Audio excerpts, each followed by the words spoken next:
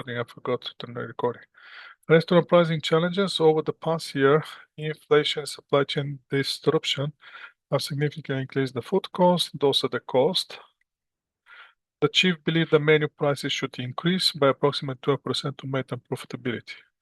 Arjun worries that customers may react negatively to prices, particularly because many guests already spend significant amount of simulator rentals. Emily believes the customer primarily visit for the overall experience and would be willing to accept a moderate price increase if service quality, food quality remains strong. Management would like to analysis of the alternative pricing strategy and their potential for profitability. So here you have to come up with some ideas about uh,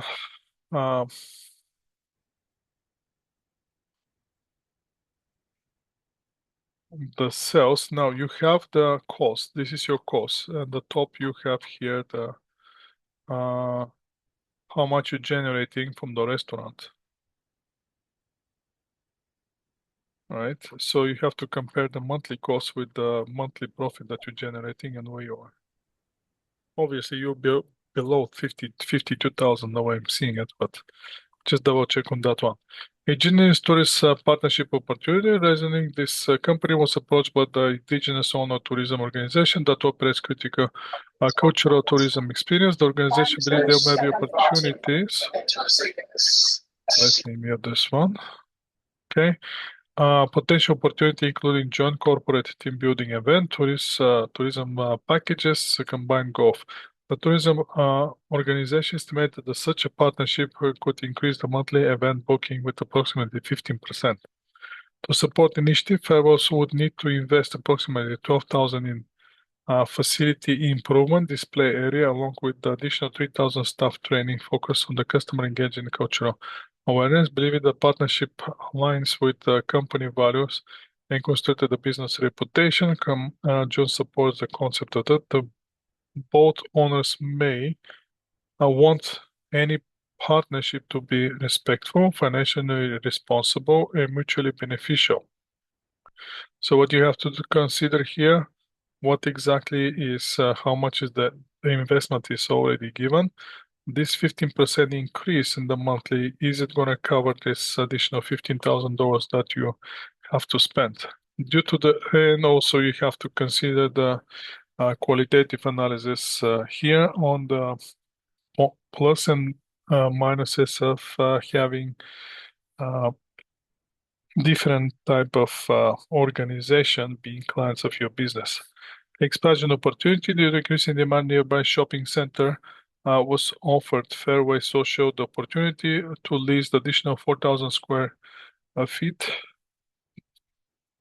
on the existing location. Expansion would allow management to add additional simulator bay, creating a large sports venue. The total expansion cost is estimated 380,000 now.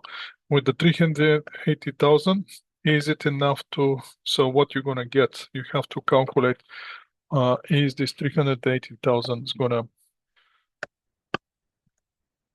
be, the increase in revenue is gonna be enough to cover this cost.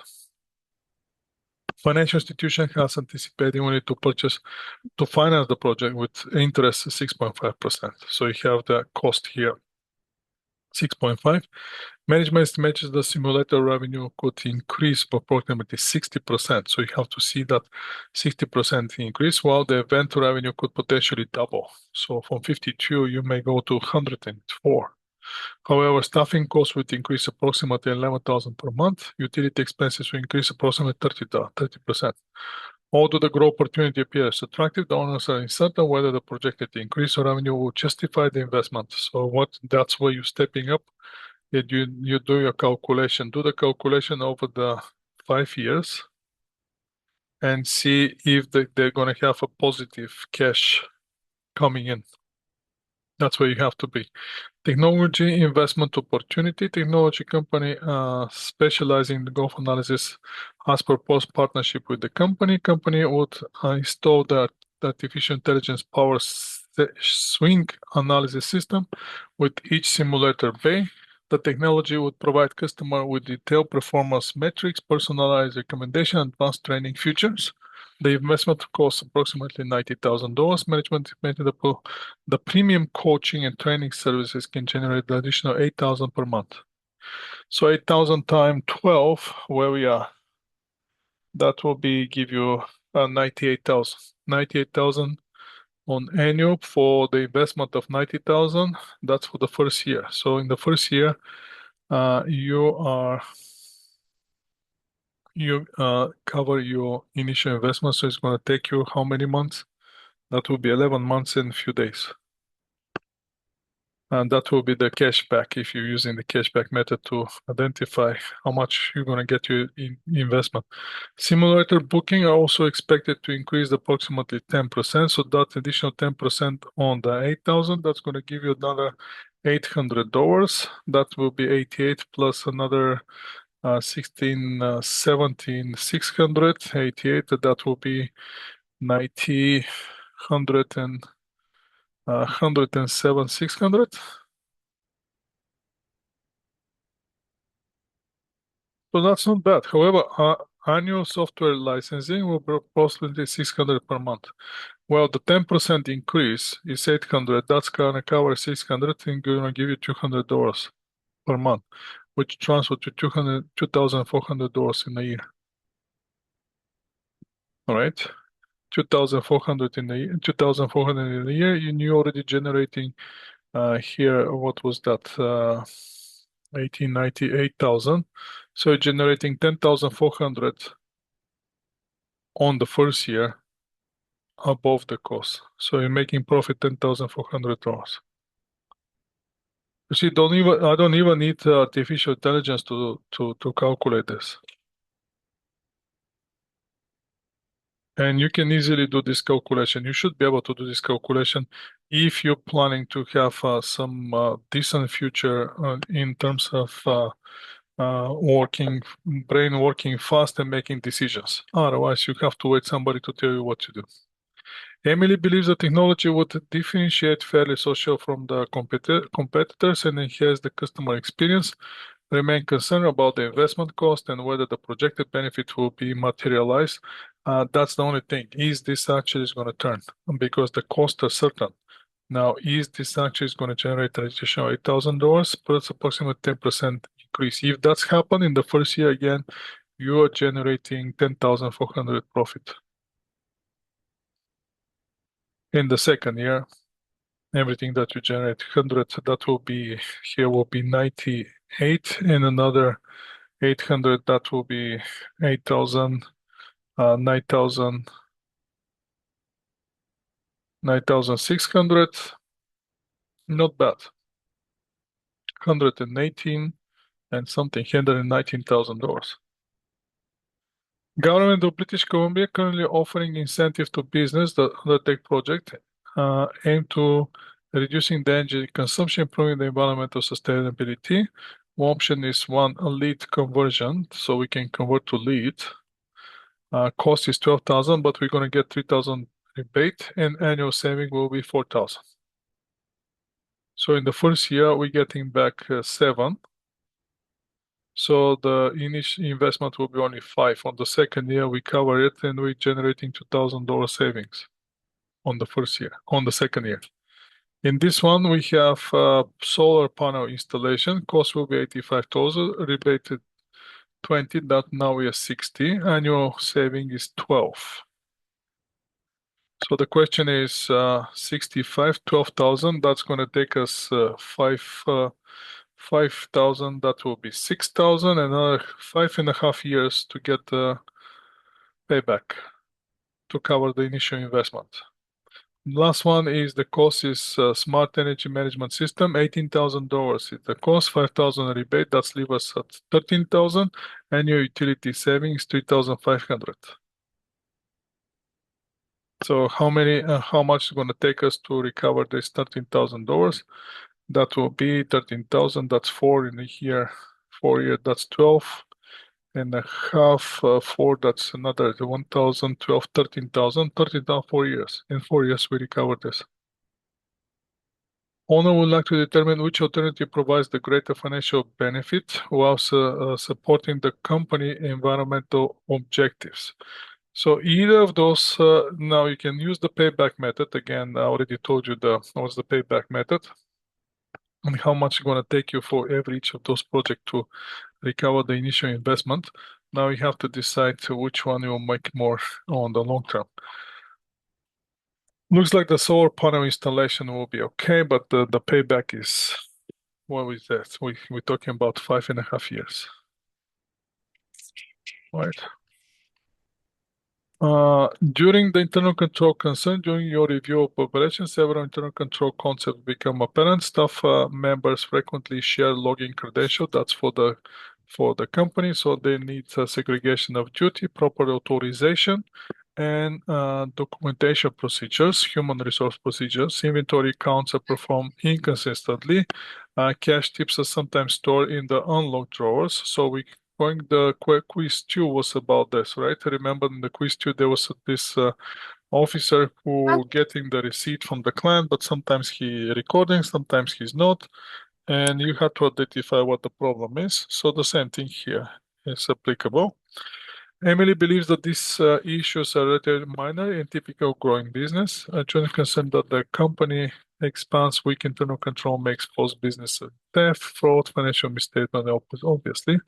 Ethical consideration. The local alcoholic distributor has approached Fairway with a sponsorship proposal value of 25 annually. Under the arrangement, the distributor would receive exclusive brand rights to the facility and visibility during the junior golf event hosted on site, although the sponsorship would provide a valuable revenue. Several parents have expressed concern regarding alcohol advertising in the environment where the young program are conducted. The owner are uncertain whether accepting the sponsorship align with their values, long-term brand image and commitment. So now have to consider the social environment and the social responsibility that you have to the society. Reporting one, prepare professional report addressing the both people. Your report should assess the overall financial performance of the company, evaluate the major operational, financial, strategic, ethical, sustainability issue facing the business. As part of your analysis, prepare income statement and vertical analysis using the information provided. Classify costs as a fixed variable, mix where appropriate, and conduct the cost volume profit analysis to determine contribution margin and break-even level. Evaluate the proposed restaurant pricing changes and discuss the potential implication of the profitability customer demand. Additionally, you assess the indigenous tourist partnership opportunity, expand the proposal, artificial intelligence power swing analysis, investment in the environmental stability initiative. Discuss the financial feasibility, risk, benefit, strategic implication, and each alternative. Finally, identify the weakness in the company internal control, evaluate the ethical considerations surrounding the sponsorship proposal, and provide the practical recommendation to support long-term profitability, responsible growth, community engagement, and environmental sustainability. Your recommendation should be supported by the appropriate accounting, financial management, and ethical reasoning. Unless otherwise stated, management expect the assumption and projection presented through the case to remain reasonably achievable over the next several years. Several years, that means for the long term, make it like 5 years. Where the information is not simply provided, students should make a reasonable and clearly state assumption based on the sound of the business judgment, industry practice, and information available in the case. Any assumption made should be supported and appropriately account financial, strategic, operational reason that reflect type of decision-making environment and real-world business opportunity. Now, you have interesting case here. A lot of things to talk about. Definitely, you have two items, at least 10 items to discuss. You have those 10 items to discuss: projection for the business, income statement, the current situation, and the final recommendation. That will be one person. And then you're going for the financial information here, the preparation of the income statement, how the company performed. Then you're going for the golf simulators, and the first one is the expansion, the restaurant pricing with the new proposals. Then you have the indigenous tourism opportunity. So you have the opportunity itself as a financial and qualitative analysis in terms of the social responsibility. Expansion opportunity, that's another one. Technology investment, another one. The three environmental alternatives. Another one, internal control concerns and the ethical consideration. So you have more than enough issues to discuss. Questions? Group 1, questions.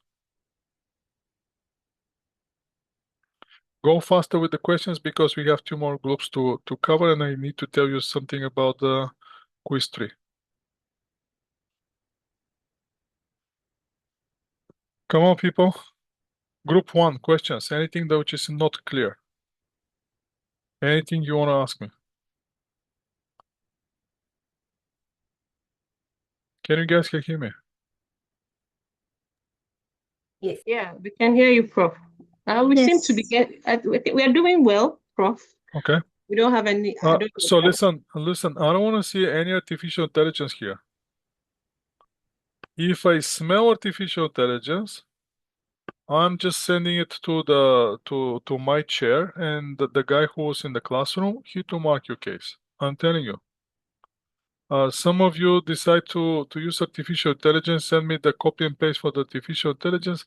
I don't need artificial intelligence. If I need artificial intelligence, I can go to artificial intelligence myself. I want to see what you think, what you can do. I'm not asking artificial intelligence to do this report. Again, if I wanted your 7 groups, I can 7 times, I can use 7 independent artificial intelligence. I can get it myself. I don't need you for this. Seriously. So if your plan for this case is you to submit something which is not prepared for you in the perfect form with the ideal situation, which is so explicit in the language that you don't even understand, come on, be realistic now. Then I'm gonna post you marks which you cannot understand. So for that one, I'm warning you.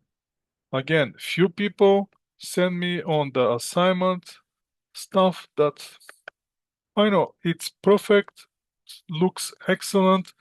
9 pages, 9, 10 pages, 11 pages in 1 hour and a half or 2 hours with your level of language, with your speed of typing.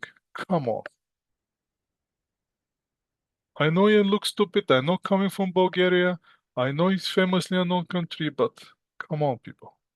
I told you, if you want people to respect you, you should respect yourself first. Don't do things that people don't want to do to yourself. Because tomorrow you're gonna go to the doctor, and doctor is gonna go to ChatGPT and gonna throw you something, and you're gonna look like a what?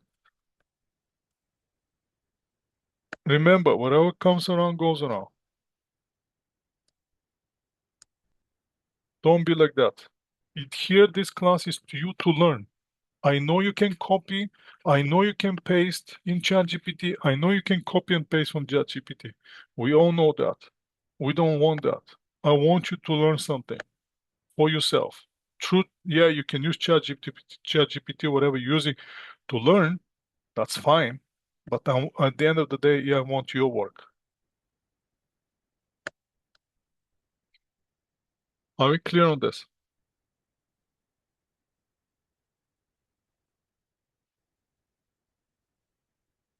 Everybody understand me or no? Yes, Professor. Yes, Okay. Prof, we understand. Okay. Yes, Thank you. Professor. Let's go to group 2. Close this one. Let's open group 2 now. See what's group 2 report.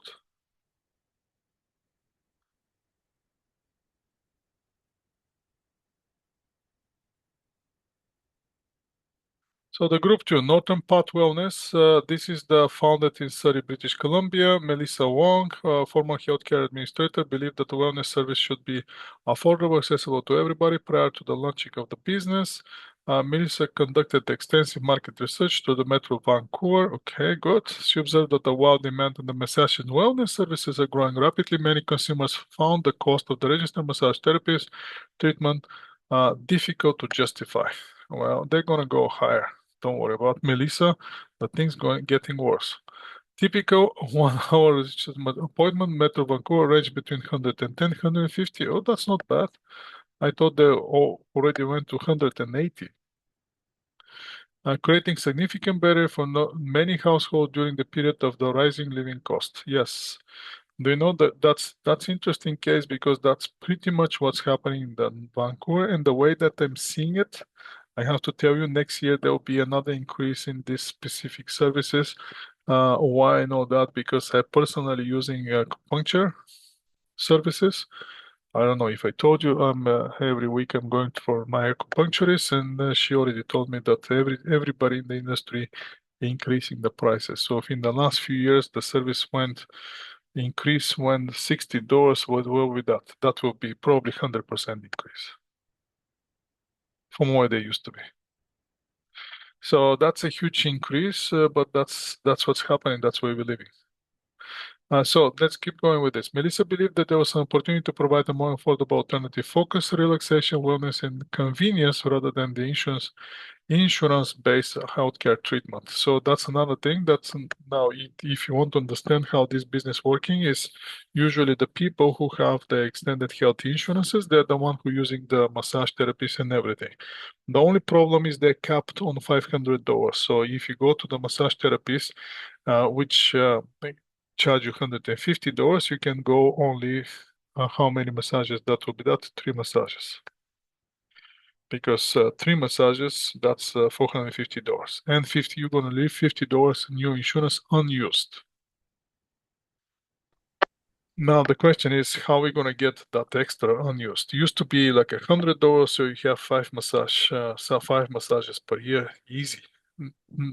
It used to be actually it was $90, and when you're leaving tip $10 or $100, and the insurance covered 5 massages. That's not the case anymore. So now 5 massages become 3 massages. Very soon it's gonna be only 2.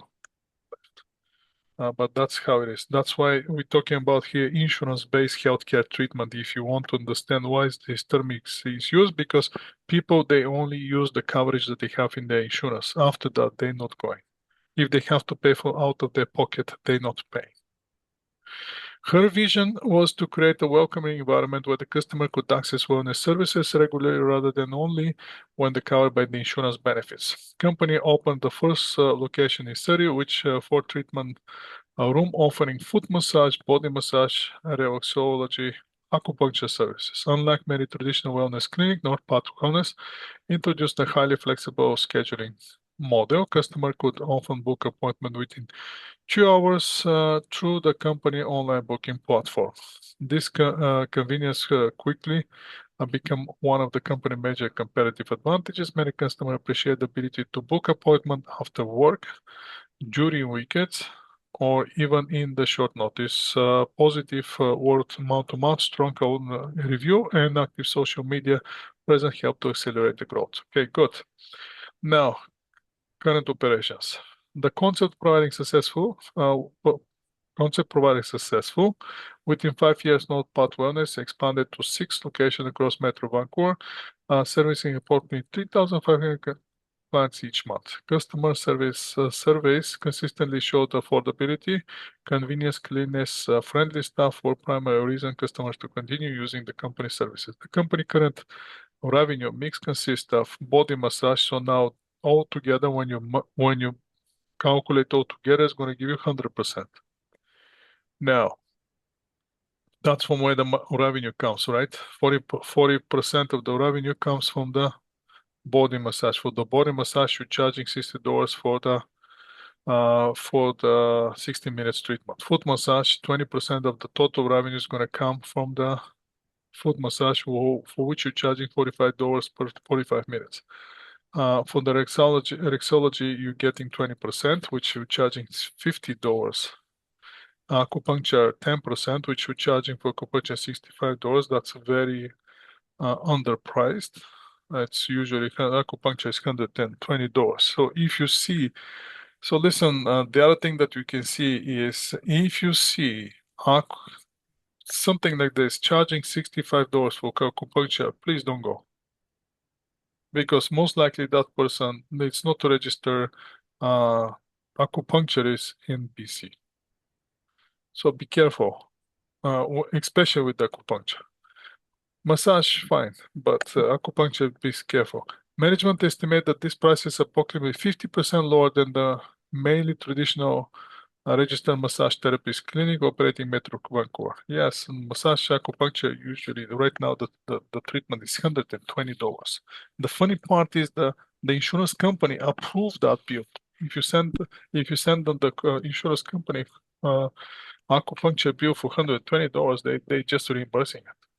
So that means they're recognizing that increase of the price is reasonable.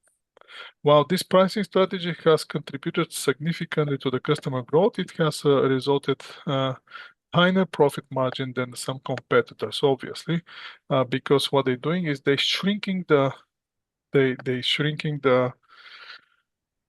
profits by reducing the. Now they have to get it from somewhere. Now let's see from where they're getting it. They have to be more efficient, have to have more customers because the profits are shrinking. They're charging half of what everybody else charging. Company current employees, 33 owners practitioner, 12 reception and customer service, 6 location managers, 1 director of operation, 1 marketing director, 1 chief financial officer, 1 chief executive officer. Okay. Annual revenue for 2021 approximately 4.8 million, representing growth nearly 80% compared to the previous year. My goodness me. Despite the success, management believe the company has reached an important turning point. The business has successfully moved beyond the startup phase, is now facing the decision that will shape for the long-term future. The next few years may determine whether the Northern Part Wellness remain the regional wellness provider or develop on the larger provincial brand. That's where they're going. They're going expanding. Probably they're going to look for Victoria somewhere else, or maybe Kelowna or Soyuz. In January 2026, management team held an annual strategic planning meeting to discuss the company growth strategy for the next 5 years. CFO presented market insights indicating that Langley has become one of the fastest growing municipalities in British Columbia, significant residence development, population growth, and increasing number of young families, which transformed the area into the major economic hub. Several large housing development are expected to add 1,000 new residents in the next decade. The area has been attractive for the new retail healthcare professional service. That is true. CFO believe Langley represents the company best opportunity for expansion. The commercial property has become available with the Willbrook Shopping Center. The location offers high vehicle traffic, significant residential growth nearby, ample parking, visibility from the major. And this is all realistic, people. I don't know if you're realizing this. People who's doing the question too, the case too. This is all real. Demographics, several competing wellness providers operate within the 5 kilometer area. However, the management believes the northern part can be differentiate itself through the affordability and flexibility. So basically, they executing the strategy of the cost leadership. Management estimate that the larger location could be eventually become the highest performing branch within the company. However, operating new branch may require substantial investment. This is the cost of the investment. Leasehold improvement, $500,000. Treatment room equipment, 180. Furniture fixture, 120. Reception area construction, all those. You have a lot. Total investment, $1.5 million. The proposed branch would contain 12 treatment rooms, reception area, waiting lounge, retail wellness product center. Management expect facility to operate 7 days per week, 12 hours per day for approximately 360 days annually. Why not 365? Because probably they're not gonna work on the major start holidays. Maximum annual appointment capacity estimated by 38,880 appointment hours. So this is the total hours. So now what you have to do through the appointment hours. Let's see if those are shown for the certain amount of the services. Otherwise, you have to go back to these percentages and to allocate those hours based on those percentages. That would be one thing to do. Several assumptions were made when the preparing expansion program. Management believed that Langley location could attract customers from Langley, Walnut Grove, Cloverdale, Outer Grove, and the portion of the Abbotsford. The company also expects some customers who currently travel to Surrey location to transfer their new branch because of the convenience of the closest location. Revenue forecast. Marketing research suggests the following demand from the forecast. Expected appointment hours 2027, 9,000, 24, 28, 31, 34. So you can see the incremental is around, this is 5,000 hours, this is 4,000. Yeah. Then we got 3 and 3. Average selling price of the appointment is expected to be 58. So now you have the hours, you have the cost. Variable cost for the appointment hours is estimated to be 25, 2, and 1. That's $28 per hour. $28 minus 58, that's give you $30 contribution margin. So the $30 contribution margin, 19,000 hours times $30 contribution margin, that's going to give you $570,000 in the 2027. So within 3 years, you're gonna get a return on investment. You're gonna get if you're looking the cash back method, within 3 years, you should be able to get your initial investment. The total variable cost, again, $28. Annual fixed cost, operating cost, now the annual cost is $800,000 annually. But you have $570,000 contribution margin, which is not enough to cover. So basically, the fixed cost in that operation center will be way more than in the first year. If that's the case, then you're running on the deficit here. Assumes a relatively stable economic environment, a recession, high unemployment, reduced consumer spending, increase the competition, negatively impact the consumer demand. So again, there's not much you can do. The $30 contribution margin on the first, it's not enough to cover your fixed cost. Let's see how much you need to generate, how many hours you need to generate in order to cover the fixed cost. So you need 800,000 divided by $30. You need 26,666. That's your break-even point for the hours here. So you're gonna reach that break-even point on the year between 2028 and 2029. So the first years you are on loss figures. Indigenous wellness partners.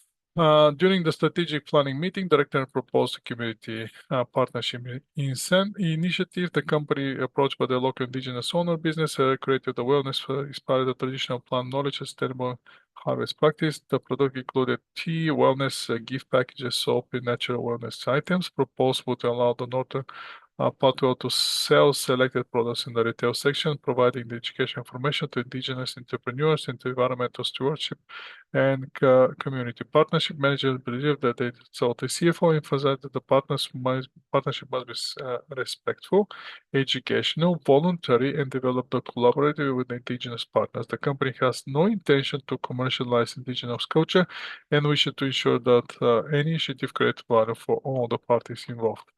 Labor challenges. The Director of Operations highlighted the growth concept. Demand of the wellness practitioner has increased significantly across the British Columbia. Industry report indicate that many wellness businesses struggling with recruiting and retaining qualified staff.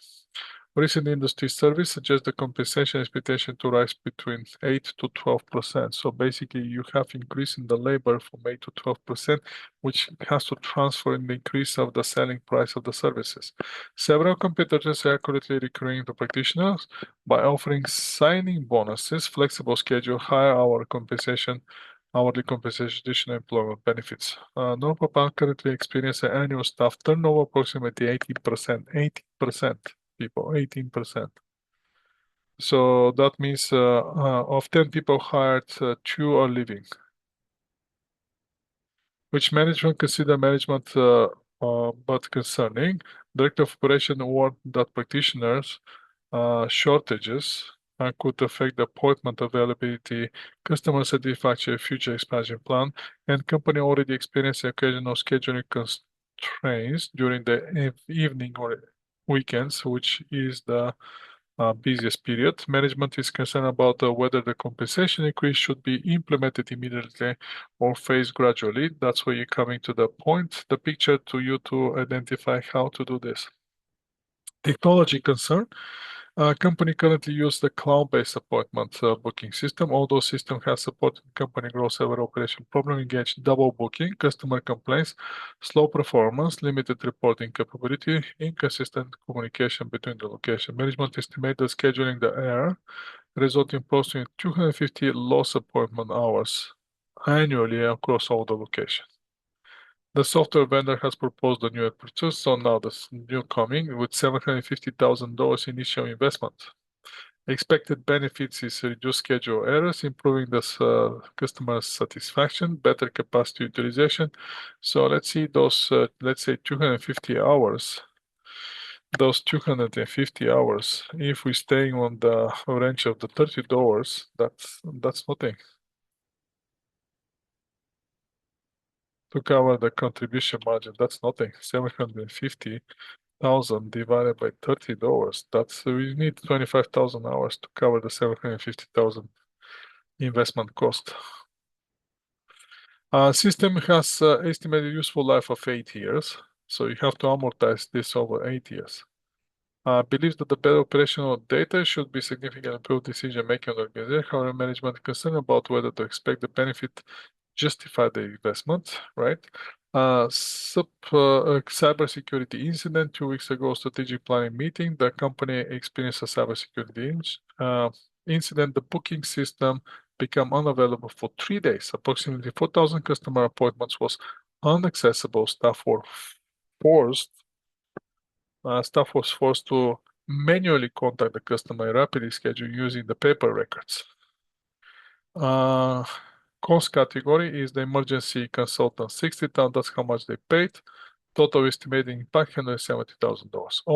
Although the customer's data was eventually recovered, the incident exposed the weakness in the company technology infrastructure and business community planning.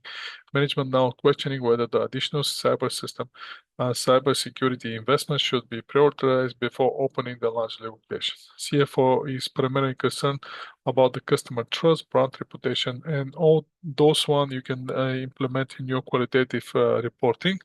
Follow up the meeting between the CFO and CEO and CFO. Follow up the meeting with agree that several analysis must be completed before presenting the recommended to the board.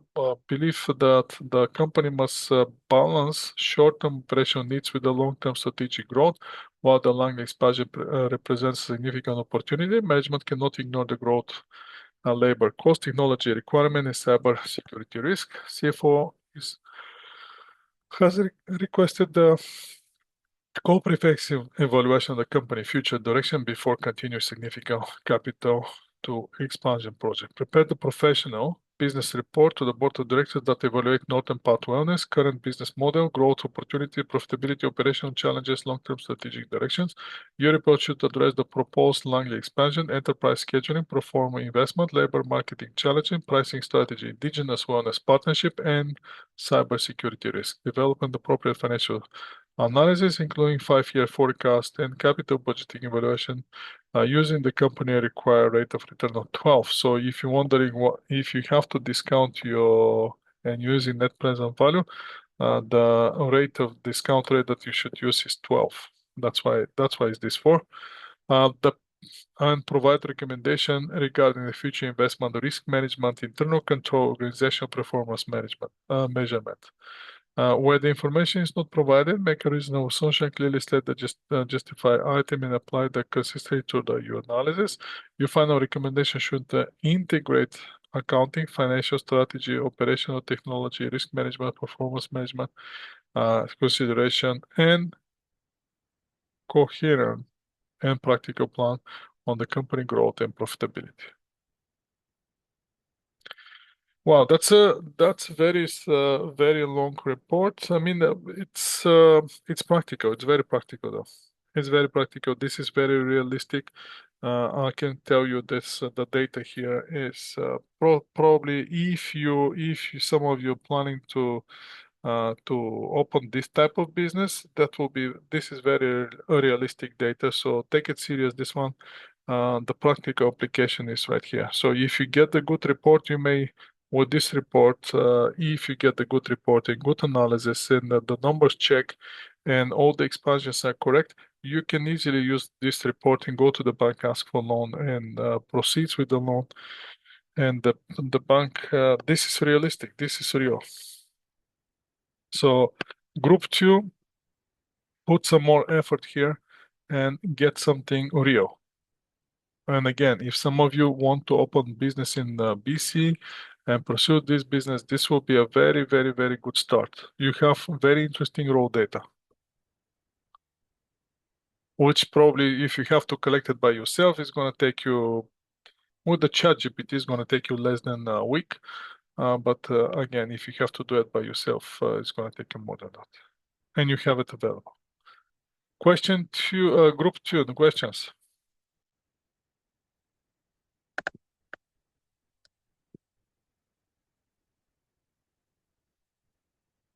Do you understand what you have to do? Do you understand what you don't have to do? What you cannot do? Don't copy and paste from the artificial intelligence, send it to me and telling me that that's your work.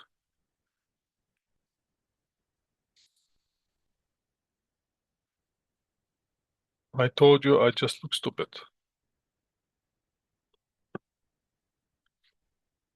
And trust me, I put a lot of effort to keep it that way.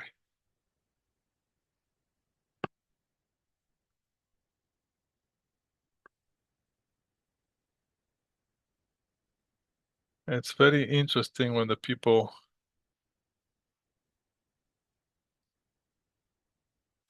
it's very, very interesting when you throw people in one direction and just watching them and how far they can go. And by the time that they figure out what actually happened, it's already too late. They already give you everything that you need to know about them. So that's a very, I mean, it's kind of strategic thing. If you want to know more about people, just let them think that they're superior. Means that pretend that you know, you don't know anything. You're just, you know, I don't know anything. I'm low educated. I'm this and that. Don't tell you who you are until the time comes to tell them who you are. But when the time comes, they already feel embarrassed. It's very, very interesting approach. I'm practicing in few occasions. So if the question, nobody asking questions from group two, I'm gonna move to group three and case three. And people who doing the case three, Story Trail Adventures is this adventure with case three. So that's not part wellness, right? We already did not part wellness. Let's do it again. Let me close it. Not part and leave only question. Case three, which should be right here. Let me try again to share my screen. Let me see if that's the one. Yes, Story Trail Adventures. June 2026, Olivia Mackenzie invited you to the strategic planning meeting, the external business consultants Trail Adventures, external business consultant, rapidly growing owner tourism, entertainment startup located near Kautos Lake, BC. So what you're going to advise them right away, put one big screen TV, make sure that there's enough uh, refreshments for the public and let them enjoy the soccer game while they're sitting in the water or near the water, right? That's how you're going to get maximum benefits from the current situation with the World Cup.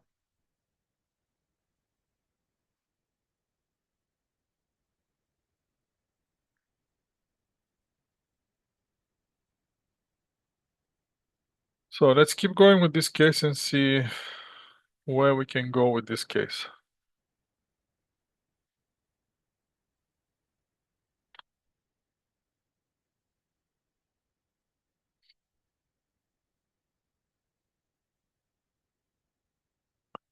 Try to get it here.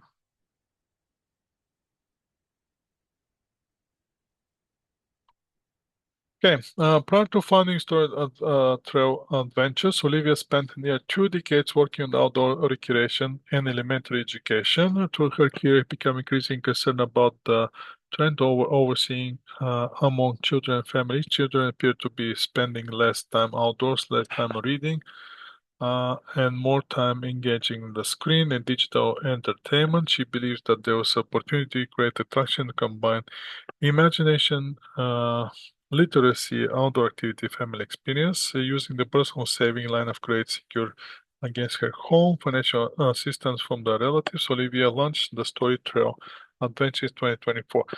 Attraction consists 2.8 kilometers outdoor trail where the visitors encounter themed environment inspired by the classic public domain storybook characters, including Little Red Riding Hood, Robin Hood, Hansel and Gretel, Old Woman Who Lived in the Shoe, and Jack and the Beanstalk. The experience, including the storyline situation, consumers perform children scavengers hunts, interacting education display, food halls, and gift shop facility. And all those things, the only thing that I can now, probably not now, now it's kind of too late for me, but the one place that I would like to go if I were a kid, and this one is open, is most likely that will be the witch house of Hansel and Gretel, which is built by the candies. But be careful because you can get a sugar sickness. It's terrible. You know, in one of the city in Bulgaria, when I went there like 2 years ago or 3 years ago with my kids, and there was a factory and there was a store in the middle of the city, which is the called Hansel and Gretel. And when you go inside, they get literally get crazy. No, there's a store with candy store. There's a different candy stores down in Vegas, M&M, and the other things, all those crazy. But that store over there, literally Hansel and Gretel. The concept quickly gained popularity among family through the Fraser Valley. School became organizing field trip, parents, influencer, and bloggers shared positive review online, and original tourist organization shared featuring attraction promotion campaign targeting family visiting British Columbia. By the end of the second operational season, Story Trail Adventure has established itself one of the region and emerging family tourism destination. Olivia defined the company vision as to inspire imagination, outdoor exploration, family connection through the memorable adventure in nature without developing sugar sickness, right? She believes the commercial success should be balanced in educational value of the community impact. While Story Trail Adventure operates in the for-profit business, Olivia wants the organization to remain focused on providing meaningful experience for children and families rather than becoming rupely entertainment driven. Current operations. So now the company currently operates in March through the October each year. The business experience significant seasonality. Well, she should put Frozen, uh, Elsa, Queen Elsa, right? If she puts from Frozen Elsa and what was the name of the little snowman? Olaf, right? If she put Olaf and Elsa, she can run the whole year business. And the Snow White. Let's not forget the Snow White and some other characters from that area, which is the winter area. So, sunny weekends during the summer often reaching maximum capacity, while poor weather conditions, wildfire, smoke conventions, economic uncertainty, rising fuel costs, and changing tourist patterns has significantly reduced attendance, which is true, which is going to happen in few months, probably next month, next middle of next month, if the temperature going that high. You're going to see how everything green is going to become yellow and dry and not that attractive, and people's going to start complaining. In 2022, attraction welcomed approximately 42,000 visitors. Average admission ticket was $18 for children and $22 for adult. Management estimate that the average family spending around additional $14 on food, beverages, souvenirs, and merchandising during each visit. Approximately 65% of the visitors arrived at the family group, while 35% attending the through the school program camps, daycare organization, and community groups. The company currently employs 6 full-time employees with 18 seasonal employees. Total payroll cost during 2025 was approximately $612,000. So that means she's on the schedule to pay employment health taxes on the excess of $1,112. Despite healthy attendance levels, Olivia remained concerned about the cash flow. Most revenue is generated between June and August, while the many expenses continue through the entire year. So basically, she have the committed cost, which is a year-round cost, and you have discretionary cost, which is only for the time where the business is open. The attendance pattern during the 2025 is as follows: March 1,900 and keep going. Again, we're running March to October. Although July and August generate strong profit, in July we have the highest one, in the August is the second highest. Several unexpected events created financial pressure. In November 2025, severe windstorm damaged section of the trail, destroyed teamed structure and force management to temporarily close partition of the attraction. Emergency repair cost approximately $78,000. The incident highlighted the company exposure to environmental risk and raised concern regarding the future contingency planning. Olivia believes that the company should build stronger cash reserve to improve the long-term financial planning process. Ethan address, but Ethan agrees, but argues that argues that the growth opportunity may not remain available forever, and the management should focus on the expansion before completion, competing on entering the market. Proposed expansion. Now let's see what's the proposed expansion. To 2025 is the survey reviewed the consistent theme. Family enjoyed the storytelling experience by wanted to physical activities for children. Many visitors suggested rope courses, climbing structure, adventure challenging, interactive play areas, attraction what will be encourage long visiting. Okay, Ethan McKenzie, Olivia's son, an operating manager, believe the company has reached the important strategic crossroad. He urges the storytelling adventure must be continue evolving its if it want to remain competitive against the indoor entertainment center, trampoline park, family recreation center, theme park, and digital entertainment options. Now we're talking. Now we're gonna give the kids a cell phone, which is gonna give them a path, and through the path on the cell phone, they have to find a certain items on the which are hidden on the forest. Interesting, right? Ethan has proposed a major expansion project that will be transform this company adventure into the larger family destination attraction. The proposed adventure park to include elevated rope courses, mini zip attraction, interactive castle structures, gain climbing towers, adventure playground, and other performance strategies. Do you know what? Probably we should give everybody one cell phone which is constantly generating artificial intelligence, because what I'm seeing lately, people don't do anything without asking artificial intelligence.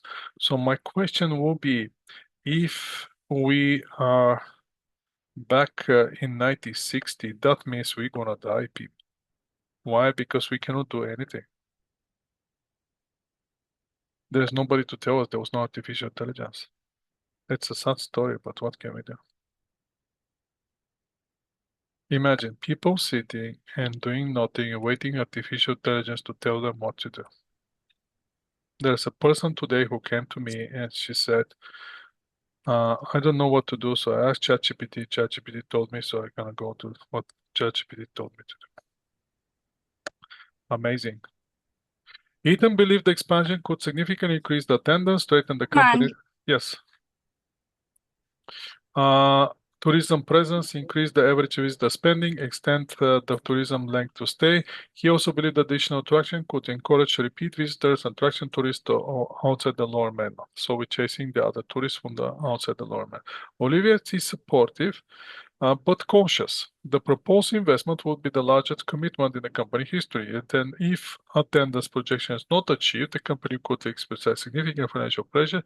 She also concerned about the operating complexity associated with the management, additional attraction, safety requirements, maintenance obligation, and the staffing needs. After consulting with the contractor engineer insurance providers in tourism, the management prepared the following budget. Land preparation, so this is the total investment, $1.8 million. We're talking about another 1.8. Construction is expected to take approximately 10 months. Management believes the attraction could be operational in the start of 2027 season, which is March 2027, if potential financing and approval proceeds as planned. Indigenous education area as part of the expansion. And now Sorry, sorry, sorry. Oh my God, I'm so sorry.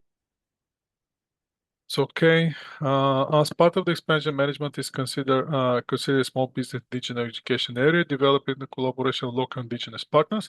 The concern will focus on the respect of nature, environmental stewardship, traditional ecological knowledge, local history, and engagement.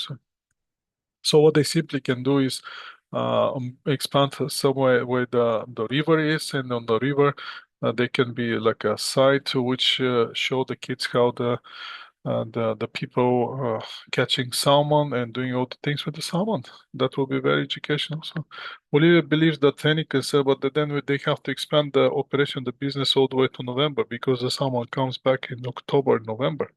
And that's most of the people where they're going to see the salmon, how the salmon going climbing up from the river. So if next year comes to you, September, October, go somewhere on the Squamish area, or not Squamish area, but down on Chilliwack area. There's nice rivers where you can see the salmon climbing up from the river. It's phenomenal. And yeah, Olivia believes that any concern should be community-led education and respectful. She wants visitors to learn about the relationship between the people, natural environment, while ensuring the cultural information is represented appropriately. Some advisors have suggested introducing the indigenous theme, merchandising, and premium experience to generate additional revenue. Others have cautioned management to avoid the commercializing cultural element or creating experience that may not align with the community expectation. Management seek guidance regarding the stakeholders engagement. So you have to be careful here. So you advise them, but be careful, follow and respect the indigenous people and something like that. Be profitable, have the idea, but at the same time stay ethical, right? And because concern about the community and the society and the long-term prospect. So how the best to balance between education, tourism, commercial objectives, that's what you have to advise. Financial alternatives, management estimated approximately 2 million in financing will be required to fund the expansion and maintain the adequate working capital during the construction period. Olivia recently met with a representative of RBC.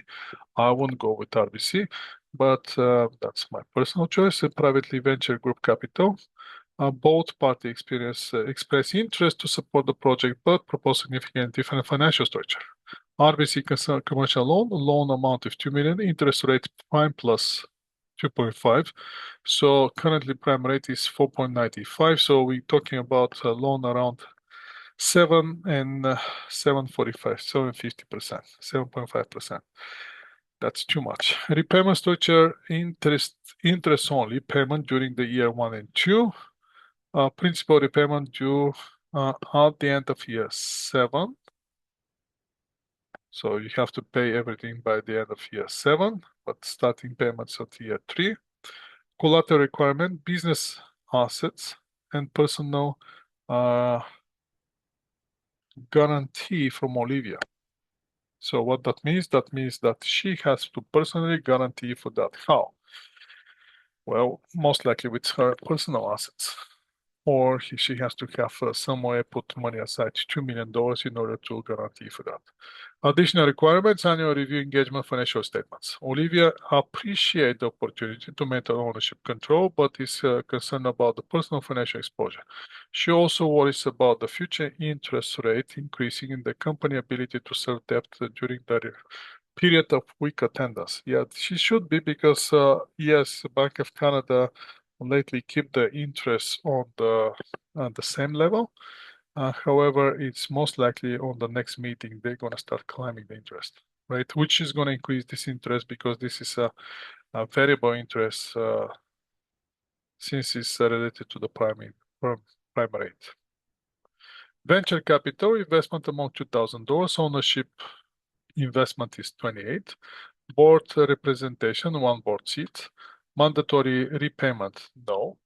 Additional expectation, annual growth target is strategic reporting. Exit option, investor may seek liquidity even after 7 years. So they want 28% of the business. The venture capital group also offers industry experience, strategic planning support, and introduction of the tourism pattern. Eden believed that the expertise could accelerate growth, professional operationally worries about the lost strategic flexibility and potentially inflating pressure on the prioritized growth of the company original mission. That will be one thing to do. But you see now you're facing this thing. Either you're going to be owned by somebody else and he's going to tell you what to do because you already take $2 million. Either you have to pay way more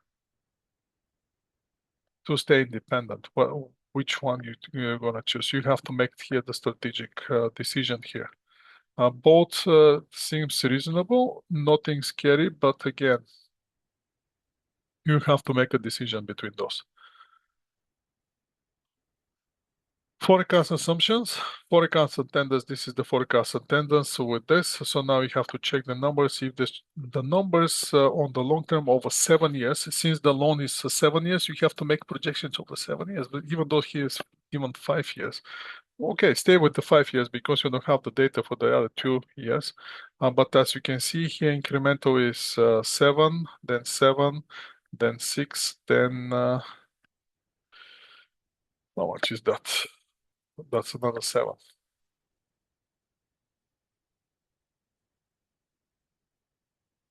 776. Why they 29? Why they only 6,000?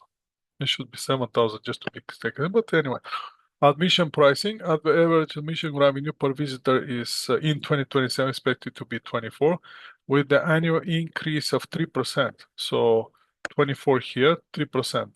24 plus 3%. Whatever again, 24 plus 3 plus 3, 24 plus 3 plus 3 plus 3, 24 plus 3 plus 3 plus 3 plus 3. So average spending per visitor is expected to be $15 in the annual increase 2%. So you have 24 plus another 15. 3% increase on 24, 2% increase on the 15.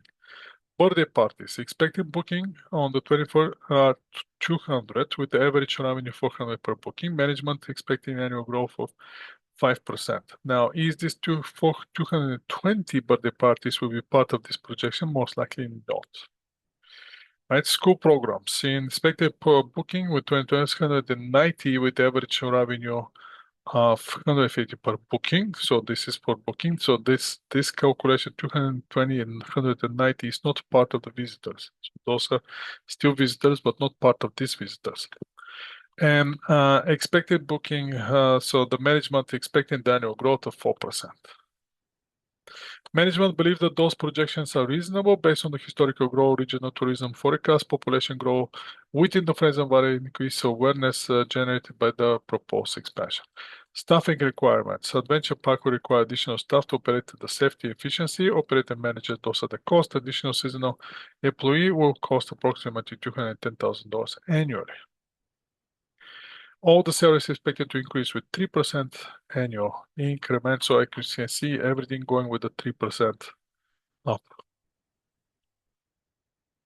Some members in management may suggested that using the more part-time staff to reduce the payroll cost. Others have argued that maintaining service quality, visitor safety, and customer satisfaction requires stable workforce with appropriate training and experience. Operating expenses, management estimates the following annual operating expenses: 95,000 for the insurance, marketing 120,000, utilities 58.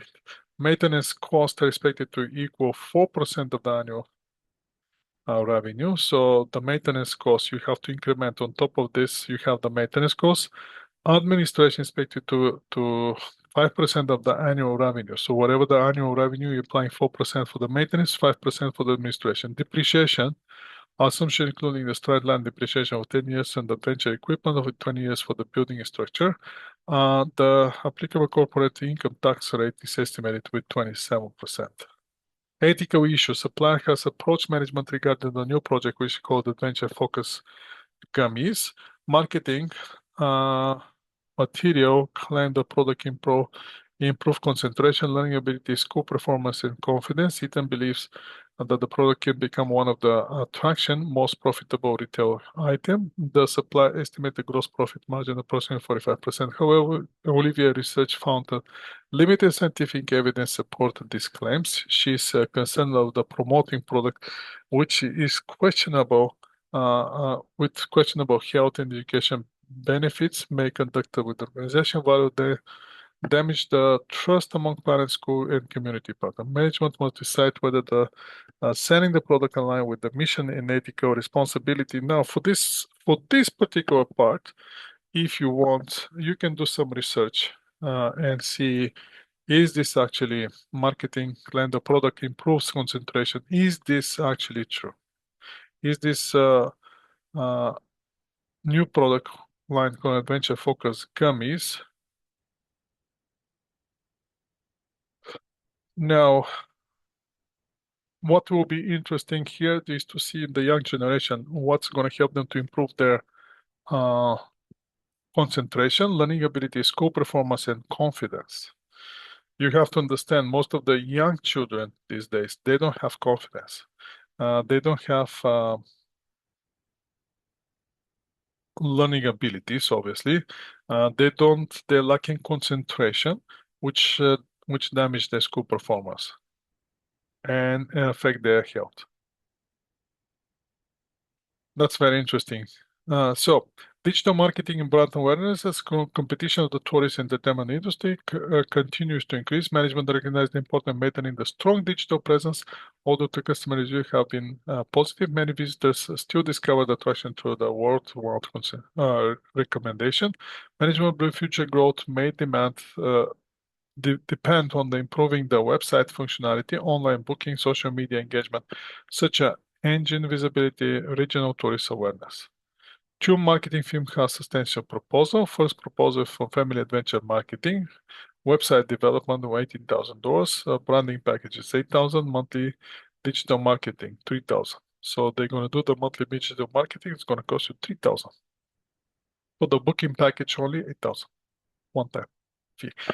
Services include website design, social media management, SEO optimization, quarterly performance report. Additional revision may be built at 125 per hour. Northern Trails Creative website development 25,000, building packages, branding packages 12,000, monthly digital marketing 4,500. This is a little bit expensive, but then you have to see what kind of service they're providing and which one is more valuable. For your service, including website design, professional video production, influencer partnership, visit and report, social media campaign, and unlimited revisions. Management is uncertain whether the additional investment will generate sufficient return and seek guidance regarding this proposal based on line with the company growth effective objectives. Internal control information system, the attendance has grown. Management has become increasingly concerned with the operation control information management practices. Employee can manually override the ticket prices without approval. Refunds can be processed without management authorization. So they having the internal control problems. So again, relate to the chapter that we was internal control, decide which techniques you can use here, which control is is in breach here, and come up with the ADS inactivity which is going to straighten the control. The company using the cloud-based booking performance, however, the backup is not regularly tested. Recovery procedures are undocumented and no disaster recovery plan exists. Within the gift shop operation, inventory counts is performed only twice a year. Management has noticed unexplained inventory shortages, but has not yet determined the cause. School group booking are processed manually. Uh, duplicate Duplicate invoices have occasionally been issued. Several customers have reported billing errors. One school district complained that it took several weeks to resolve the overbilling issue. Management is concerned that continued growth could magnify these weaknesses and expose company financial operation reputational risk. Cost volume profit income statement. Cost volume profit income statement. In addition to the measure, prepare the following cost volume: revenue, variable cost, contribution margin, contribution ratio, fixed cost, and net income. Additional information: 70% of revenue comes from the admissions, 20% comes from the food and merchandise, 10% comes from the birthday party school programs. Average admission revenue per visitor is $24. Revenue patterns, those we have. Olivia would like you to better understand your organizational financial performance, asking management to determine the break-even point in sales dollar, break-even point in visitors, margin of safety. So once you get the break-even, you can easily calculate the margin of safety, potential impact the proposed expansion on the profitability. So once you have for the break-even point in sales dollars, that's easy. Get the fixed cost divided by 59% contribution margin. Contribution margin ratio is going to give you directly the revenue that you have to achieve. Now, with the break-even point per visitor, you have to see how many visitors you're generating this profit, and then it's easy to calculate that number. Prepare the detailed business memorandum. Address Olivia Anita McKenzie. You memo should evaluate the overall business situation, provide the practitioner recommendations, support the analysis. External business consultants, you should evaluate the storytelling venture using the information provided in the case developer recommendation. Olivia Anita McKenzie reporting the proposed adventure park expansion, financing alternatives, profitability, marketing strategy, internal control, stakeholder consideration, long-term growth. Where information required for your analysis is not specifically provided, you may make a reasonable business assumption. Any assumption should be clearly stated, justified, and applied consistently through to your analysis. Your final recommendation should integrate accounting, finance, strategy, operation, technology, risk management, and performance management consideration into a coherent and practical plan for the company future growth and profitability. Your recommendation should be practical, realistic, and supported by the quantitative and qualitative evidence and analysis. I will add for myself. That was case for group 3 or in another group. The two, I believe there should be 2 or 3 groups that way. One report is done by three groups. The other 2 reports are done by 2 groups only. Questions, group 3. I'm sorry, I was reading super fast, so we can just go over the reports, and I can give you some basic ideas about what I'm seeing myself. All the reports look okay. All the reports give you enough opportunity you to find the issues. All the reports, as you can see, have some basic stuff, which is requirement, the indigenous element, the ethical element, preparation of form of the report, and put the projection with at least 5 years, stay with the 5 years. Even though on this is 7 years, stay with the 5 years. The data for that projection is given to you. What else? Yes, you can have to make some assumptions. Please go for it with the assumptions. Only on the second report there was proposed 12% discount rate. On the other company, on the other two cases, I don't see that discount rate. But if it comes to that, I would suggest you to use the borrowing rate from the bank if you have that borrowing rate from the bank as a discount rate. That's okay. The discount rate is not going to be so crucial in this process. Or just use 10% or 12% like group 2, and that's it. Stay with 12%. Okay, fine out. Stay with the 12% if you need to discount and get a net present value. If that's where direction you're gonna go, stay with 12%. Questions?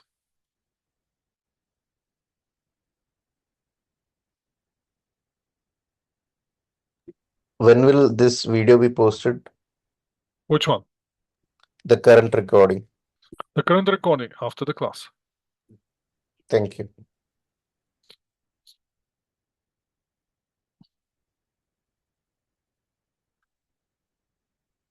Now, one thing that I wanted to show you is from chapter 13, right? Chapter 13. There was some questions about the profitability on the investment centers, which I left. And I told you that today I'm going to spend a little bit more time so I can clearly explain what is happening with those profitability. So one of the evaluation of the investment center, I'm going to go to slide 63 and I'm going to start from there. One of the evaluation of the investment center is return on investment. So once we start evaluating the investment centers, when we split the company on the performance centers, one of the performances is the investment center, responsibility centers. So we have the revenue, we have the cost, we have the investments, cost center, revenue center, investment center. Investment center, that's going to be indicator. We're going to measure it based on the return on investment.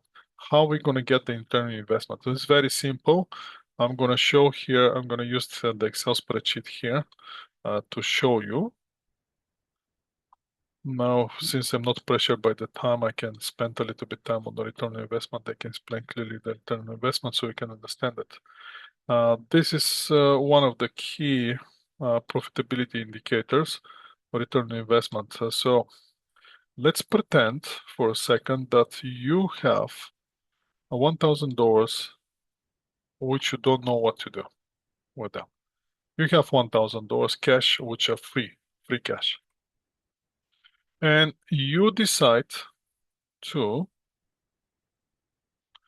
invest them and put it on the guarantee investment certificate, which is GIC, called GIC, which for 1 year. After 1 year, you put it in the bank account. It's locked for 1 year. After 1 year, you open bank account and you see that you have in the bank account instead of $1,000, you have $1,100. What's your return on investment?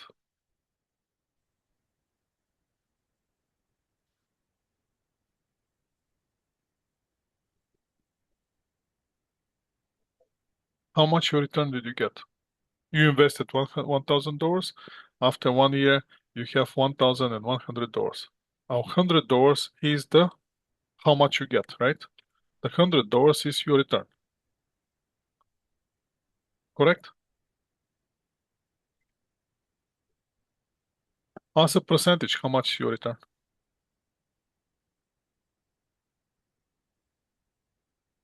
10%. How did you calculate it, Elise?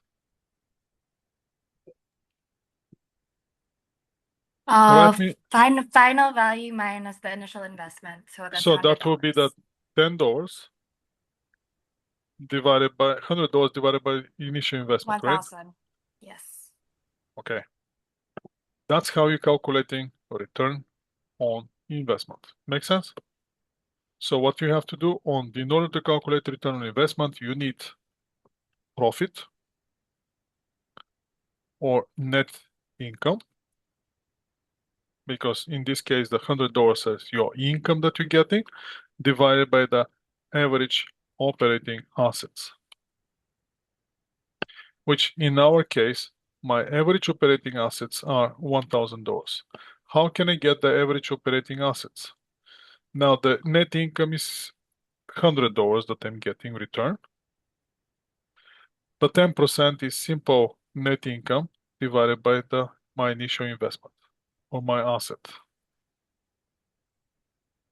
Now, once I make it average operating asset, will be the asset in the beginning of the year plus the asset at the end of the year divided by 2.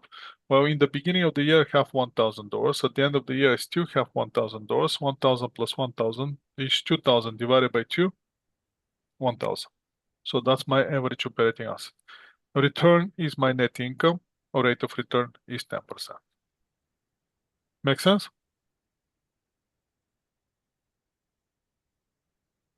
So if I have asset, let's get this information here and let's go somewhere else. If I have $10,000 now, and after 1 year, I have 10,000 and no, $11,000. How much is my return?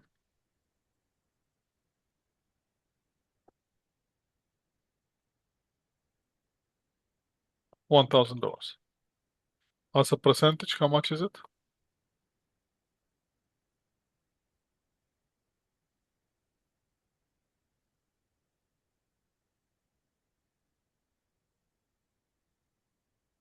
10% still. Make sense? So now you know how to calculate the percent, the return on investment. The net income divided by the average operating asset. So let's go to the slides and see what the slide says. The slide says we're going to get controllable margin, which is the return that we're getting.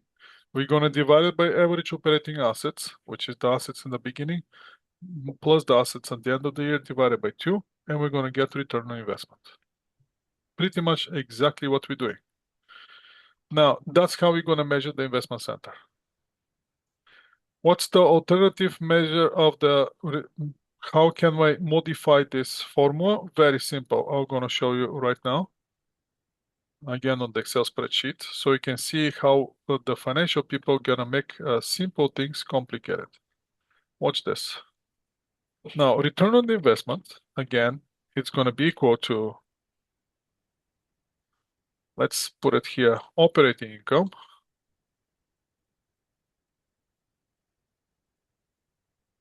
Let's combine those together. Divided. No, probably not here. Yeah, why not? Let's do it here. Let's merge all those. Cancel. Let's merge those two. Merge those two. Get those two, put it in the middle. Now, return on investments will be average operating income divided by average operating asset.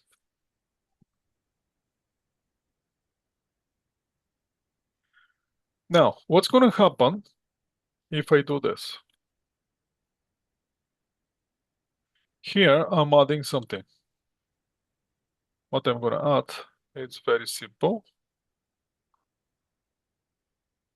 I'm going to get those two together, I'm going to merge them together. And what I'm going to do, I'm going to time it by 1. Am I changing the formula if I do this?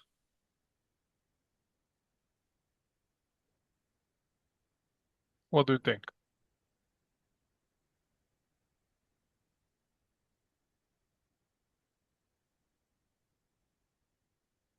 I'm not changing the formula, correct?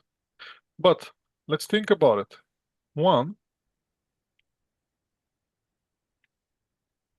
is equal, and purposely make it bigger so I can see it, is equal to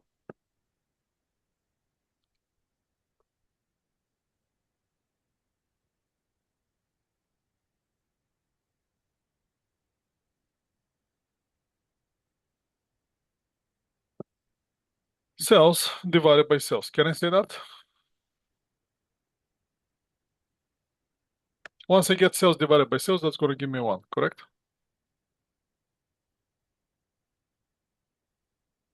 Well, in that case, I can substitute it in this formula, can I? So I can get return on investment to be equal to the operating income divided by average operating assets time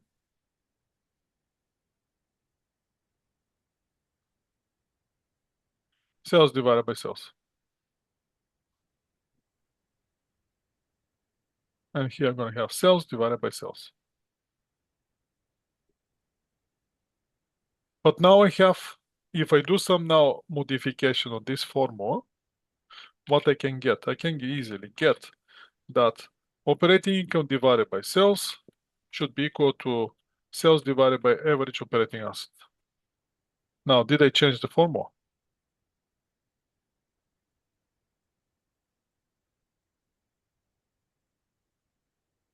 No, it's the same formula. But now what I'm going to say is, now this formula is completely different because average operating asset divided by sales, that's margin now.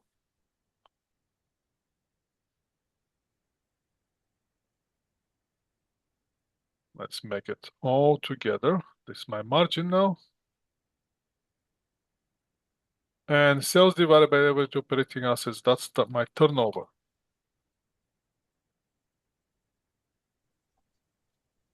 So what I'm going to do, I'm going to combine everything together.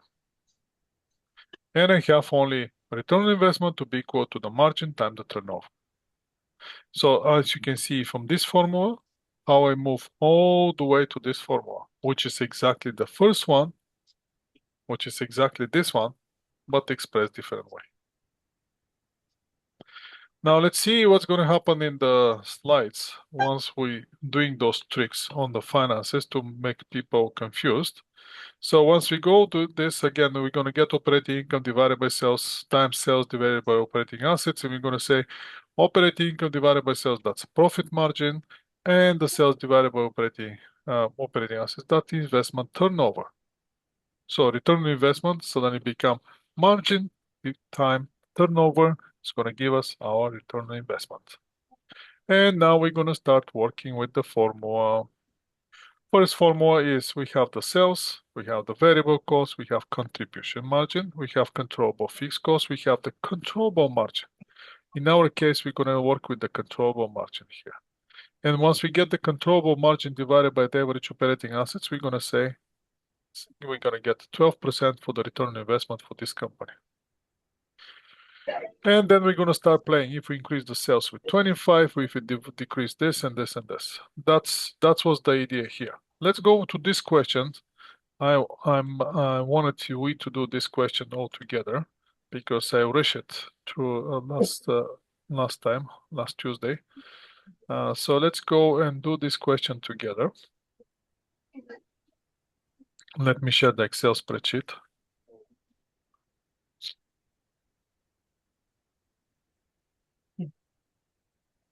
So this is the question. This company has reported return on investment at 14%, right? So let me grab this formula here and let's work with the formula. This company reported return on investment 14%. Operating margin is 250, 470. Target return on investment is for the division was the target return on investment division was 16%. If the operating assets cannot be changed in the short term, what does the margin have to be in order to reach the target return on investment? That was the question. I believe we did this question, but I'm not sure if you actually get it. So now let's go with this.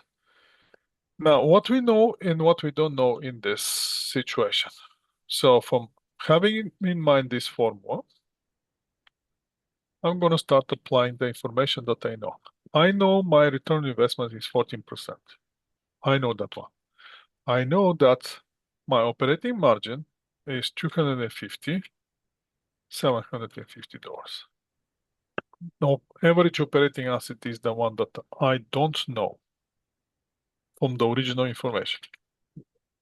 So what I'm looking for? I'm looking to find out how much is the average operating asset. So the average operating asset, the way I see it, I'm going to flip this number with this number. I'm going to have 250,000 divided by 14%. And then I'm going to get that my average operating asset is actually equal to, let's merge all those together. It's going to be equal to this amount divided by that amount. And that's my average operating asset, people. But that's not my answer. Now, the question is, if the operating asset cannot be changed, so that means I'm not changing this. And the company wants 16% return. What does the margin have to be in order to reach that? So now I have a new formula, which is still the same, but now I have new information. What's the information now? Now I want 16%. I don't know how much is this now, but I know how much is my denominator. My denominator is this amount.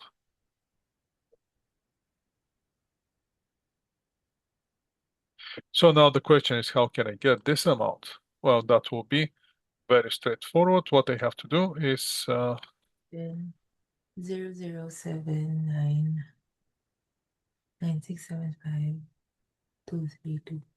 so that I'm chasing what I'm chasing, the operating income or operating margin here should be equal to this amount,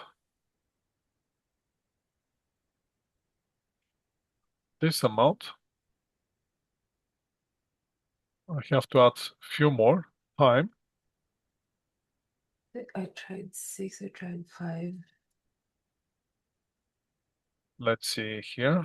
8. That will be time 0.16% or 16%, right? When you apply the 16%, that should give you the result. Let's see if that's going to happen.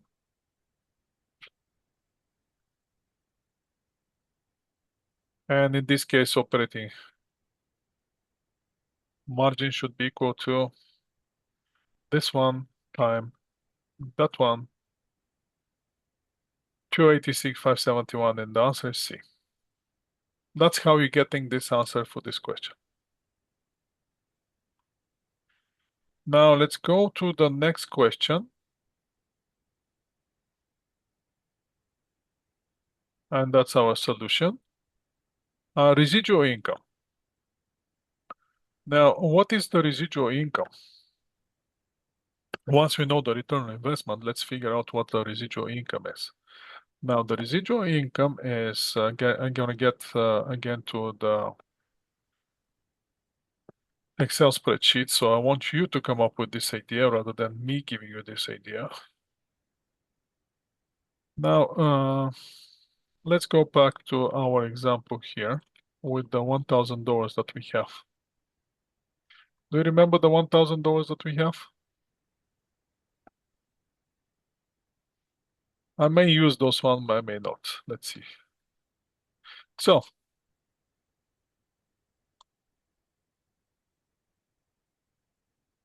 delete those. So imagine, again, I have $1,000. In this case, I know I want to return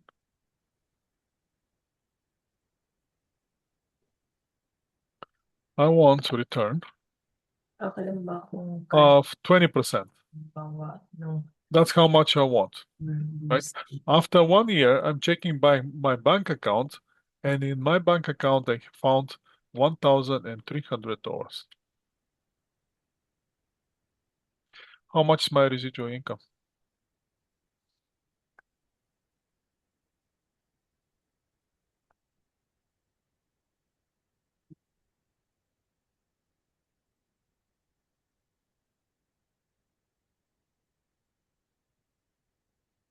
Again, I have $1,000. I invested in 20% with the 20% return for 1 year. After 1 year, I'm checking my bank account, and I found in my bank account $1,300. How much is my residual income?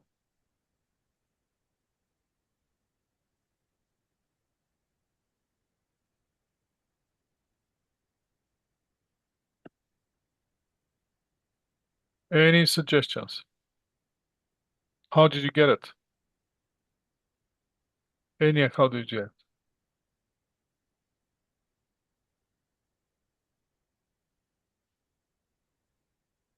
It is correct, but how did you get it?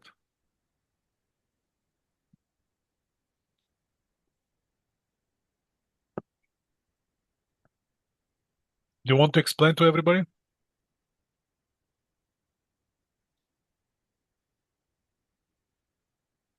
Or you don't want to?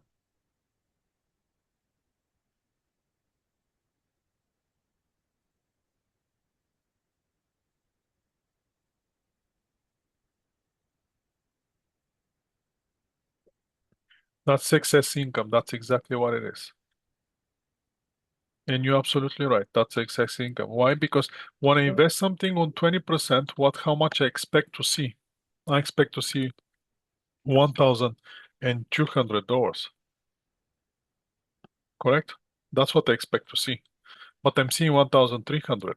So whatever you want versus whatever you get. So whatever you get actual minus whatever you expect to see, that's your residual income. So the residual income in this case, yeah, that's correct, Elise. So the residual income is, if I have now to use the formulas, now this chart here with the formula is gonna come handy. So I can bring it here. My residual income in this case is gonna be equal to, now I don't need this to be like that. I need altogether, I need my actual income or actual return actual income minus the expected income.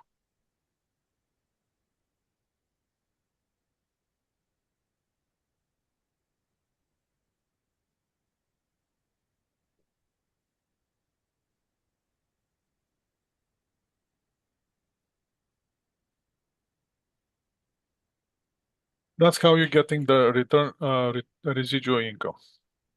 Once you get that number, you can easily now you can apply it and understand how much is it. Okay, so now what you need in this case, what you need, I need how much actually received. I need how much was my initial investment and how much is my return that I wanted. Make sense? So if we have to apply on this formula, it's gonna be the actual income minus bracket. We're gonna have the average operating assets time expected rate of return. And once I subtract those two, I'm gonna get the residual income. In reality, that's how we calculate the residual income. So now the other thing that we need to know is first, let's go back to the slides and let's cover the portion of the slides for the residual income.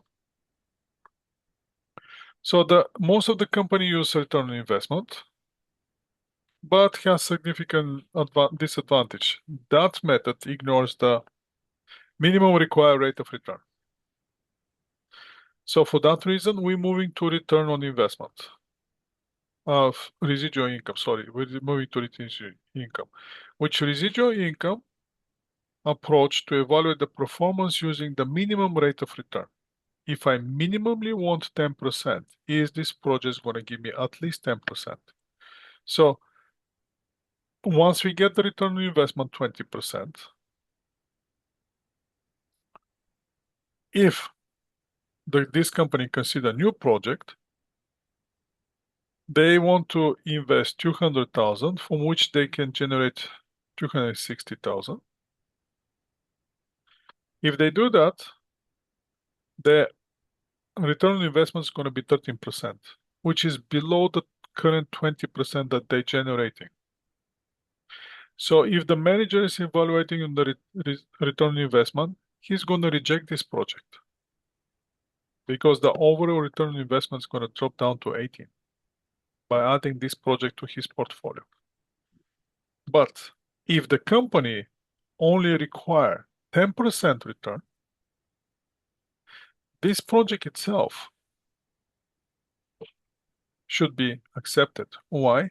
Because it generates $60,000 more than what you want.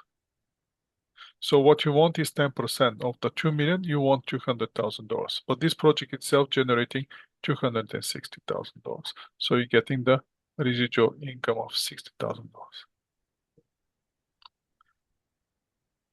So residual income, what's the weakness? We cannot compare it with different size. That's the only problem with the different division with different size. We cannot compare it and we cannot use it. So let's see the example here. Let's go and check this one.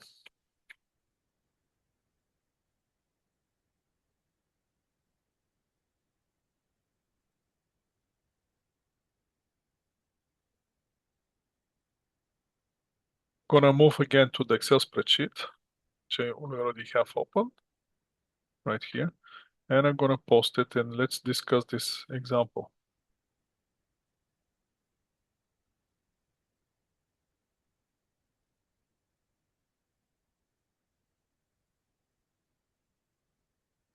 So I have this company which has this controllable margin and they have the information about everything that we need to know.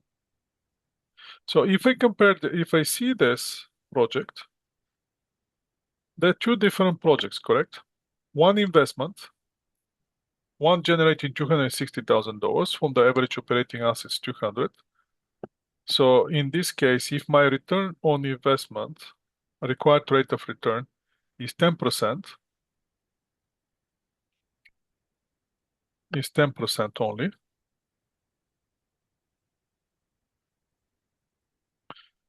This project generate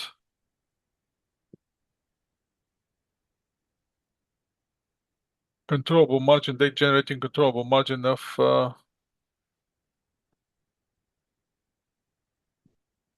both projects generating the same residual income. Can you see it?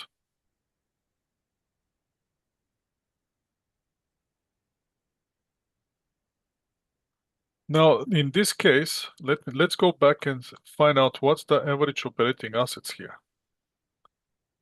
They showing the question is kind of weird way, but let's go with the average operating assets.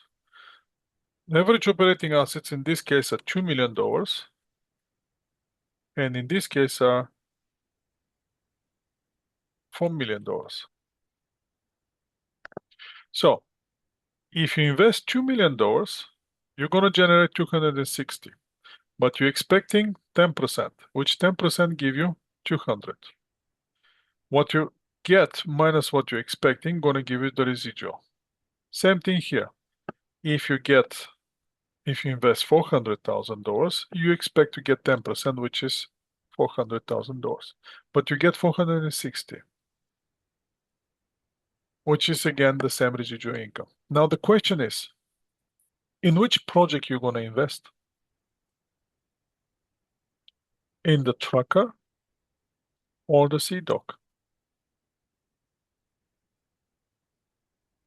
If you have the money, in which project you're gonna invest?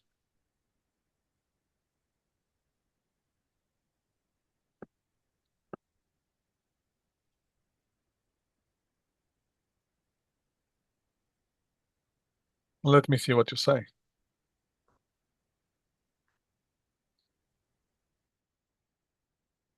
In CDOC.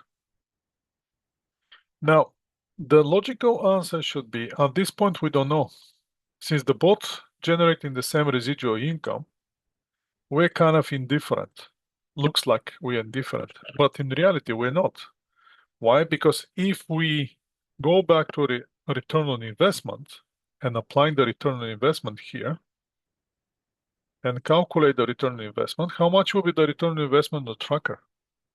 I'm generating 260,000 out of 260. My return on investment is, as a percentage here, is 13%. But on the CDOC, my return on investment is 460 divided by 400,000 or 12%. So now, which one gives you the higher return?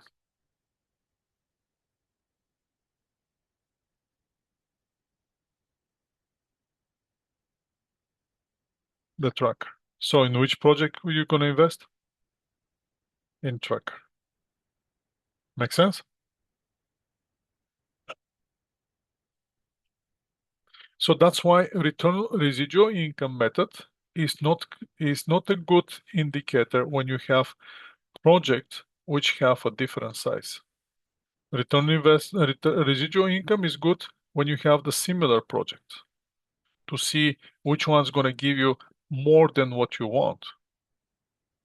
But if you have a different sizes of the investment and you see the residual income, you still need to go with the return on investment because the return on investment is going to tell you how much you're actually generating. In both cases, residual income is going to show you that you're getting more than what you want, 10%, but how much exactly you're getting is return on investment is going to give you that information. That's one of the disadvantages of the residual income. Actually, that's the only disadvantage. So let's see this question. What's the purpose? For what purpose do companies calculate residual income?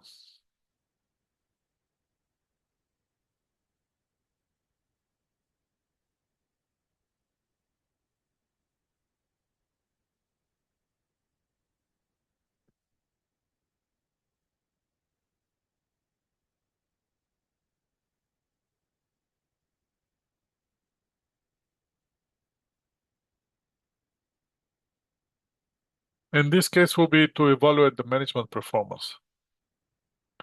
And if we have this information now about this company, let's do it together so you can see the practical application of this. And let's share my Excel spreadsheet.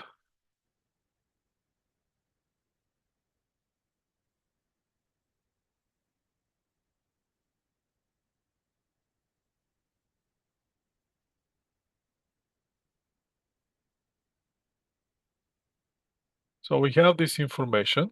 Just give me a second to manipulate a little bit the Excel spreadsheet here. This is my initial information. I have the contribution margin. I have controllable margin. I have operating income. I have average operating assets, and I have minimum required rate of return. Now, what I'm going to change is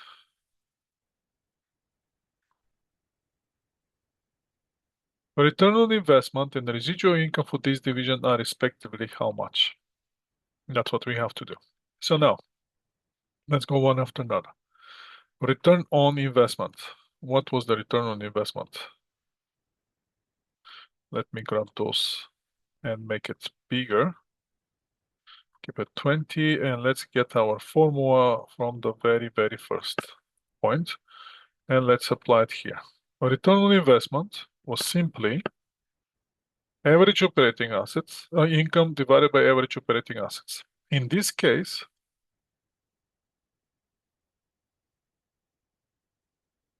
we have to decide which one we're going to choose, controllable margin or operating income. The formula that we're using the controllable margin. So let's stay with the controllable margin. So based on that and this presumption that we're using controllable margin, let's get return on investment.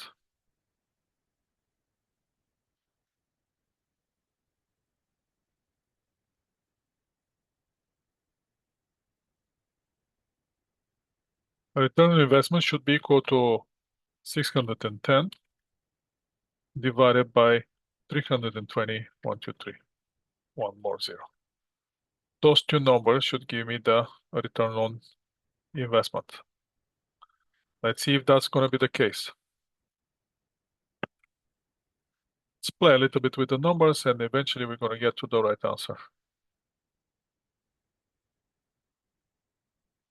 In this case, if we apply this formula, what we're going to get? We're going to get this one divided by this number is going to give us 19%. Okay, we have 1% here, 19%.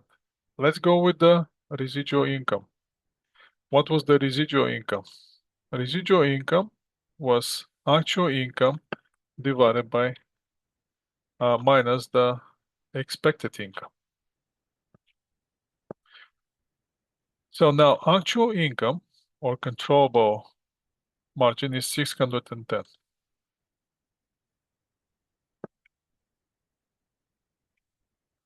So $610,000 is our controllable margin.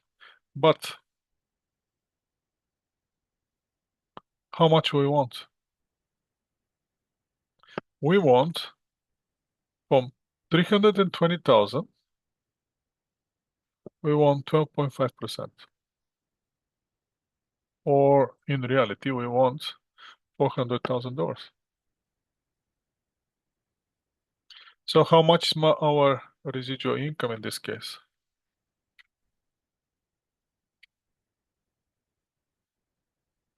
It's gonna be this one minus that one.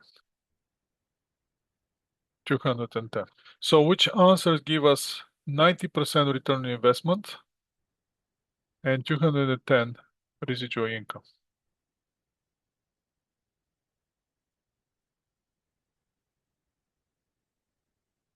Answer B. Let's see if that's the right answer now.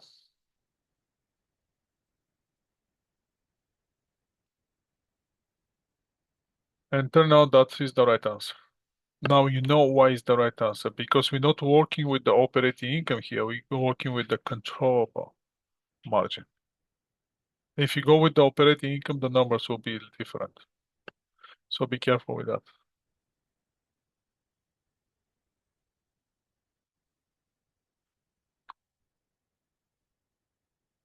Those are the slides that I wanted to cover with you. This is pretty much the last slide from this chapter. The last very last chapter.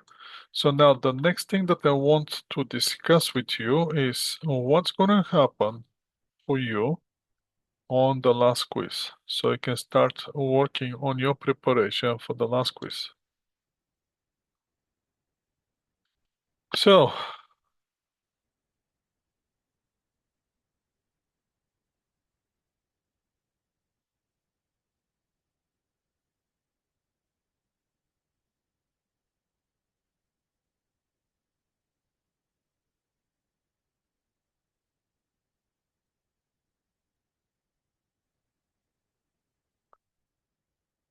can you guys hear me? Yes. Yes. Yeah. What do you remember? What do you remember about special order?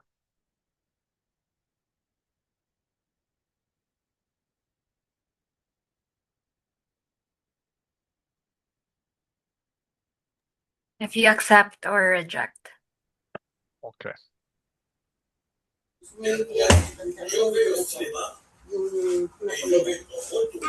So what I want you to do Zapatillas, is, ¿no? sorry, Ah, ya. Vamos, ahí, chiquitas. Cami, trae tus zapatillas negras. Mariano. So let's see now what I can find for you to share some information about these special orders. I'm gonna bring you the slides from the chapter which the special orders was related to. Decision making. Which one was the decision making? Was it chapter? No, wasn't chapter 3. Was chapter 11? Let me see that. Those business decision management accounting incremental analysis. That's the one. So what I want you to practice is, I'll tell you exactly what I want you to practice. And if you want to get the marks, you should just go and practice this one. Special price, and this will be this question. So let me copy the question and I'm gonna post it for you. And then you can, on the Excel spreadsheet, which I'm gonna post, you can later check the question and see if it's worth it for you to practice or not.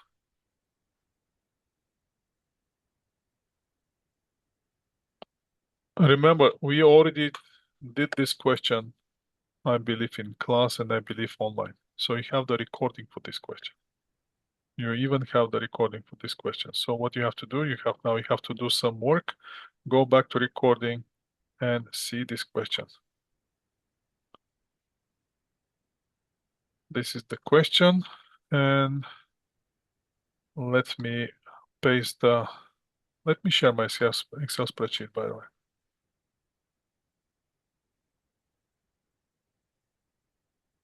So something like this.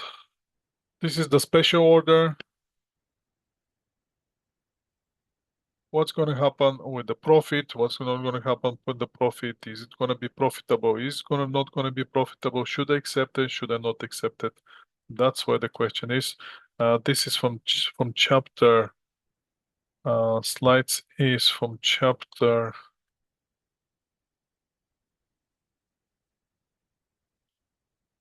11, slides 23. I'm going to put you here. Slides, chapter 11, slide 23. So if you want to practice and if you want to prepare yourself for the final quiz, that's what you have to do. Now let's go to the next one. What else you need to know?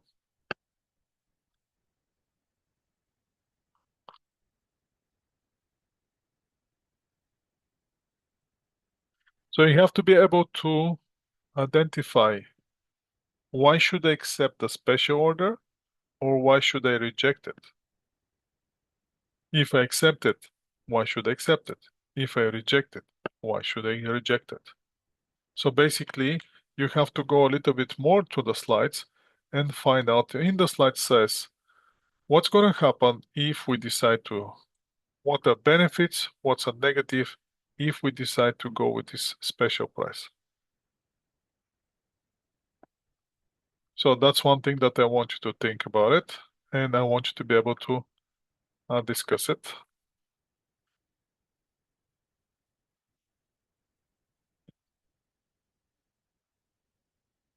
Next one will be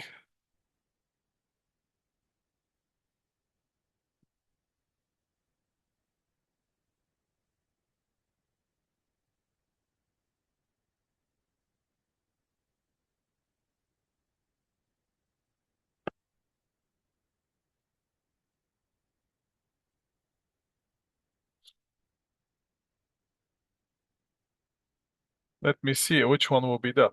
From where we're going to get this assignment. Next one will be on the performance. I'll show you which exactly is. This is from chapter, this chapter, actually chapter that we're doing today, chapter 13. And what exactly I want you to do is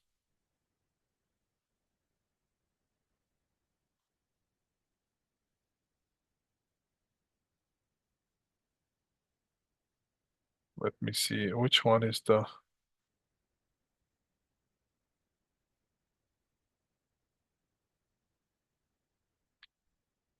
exact slides that I want you to think about it.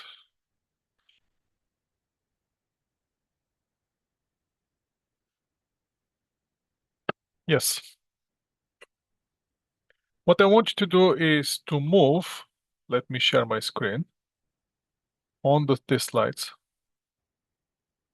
On chapter 13, you're going to have a question where the company has this information. You're going to have the budget for 10,000 units and the actual for different than 10,000 units. And you have to compare those one and say which one is the favorable, which one is unfavorable. Now, obviously, you won't be able to compare it because they're in different reality. Budget is prepared for 10,000 units, actual is for 12,000 units.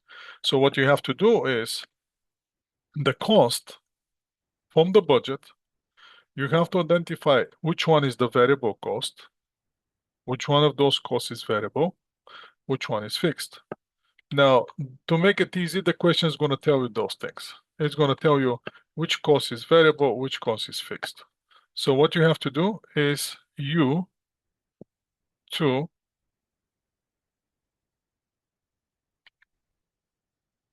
move to the next slide, which is here on this slide.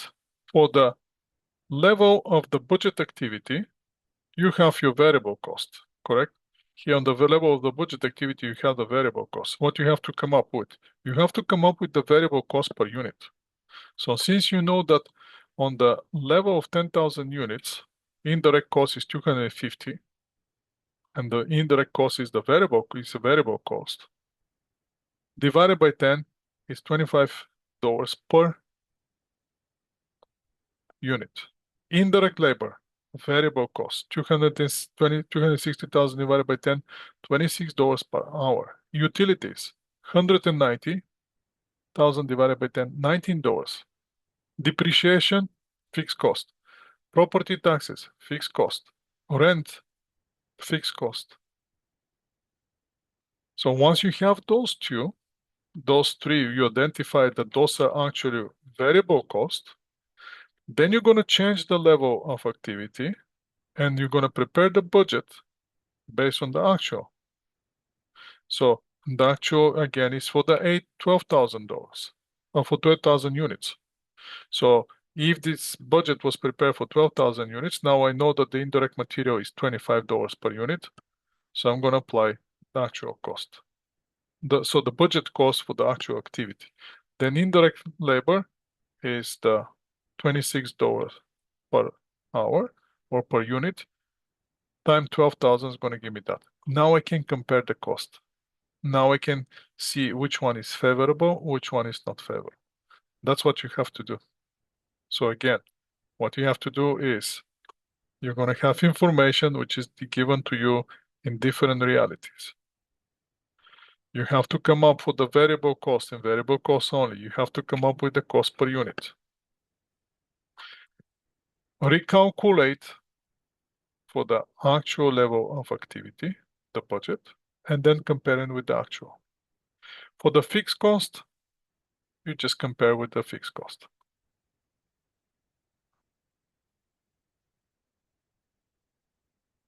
Make sense?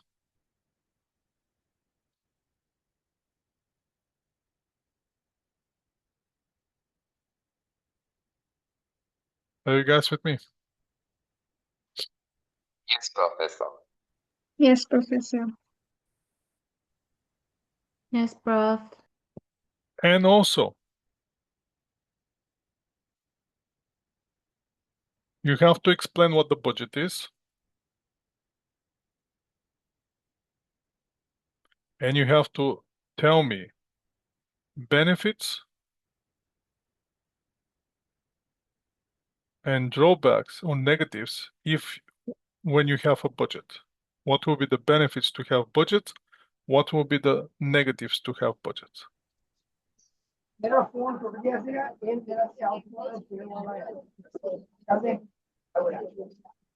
So another question will be, let's see who's trying to express himself.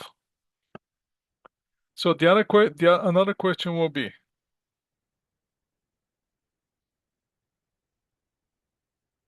make versus buy.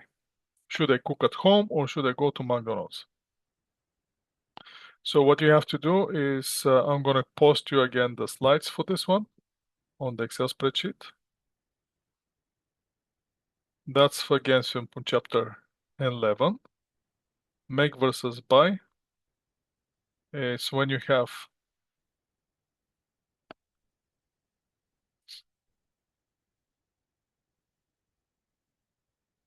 that will be slides number 27 and 28. Let me copy those slides for you, and I'm going to post it again with on the Excel spreadsheet.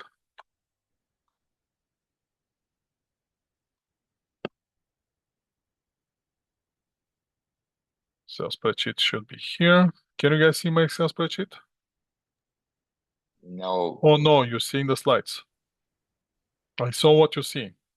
I saw you're seeing the slides now.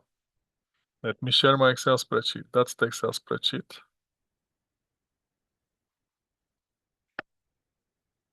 This is one slide with the question, and the other slide with the calculation is the following slide.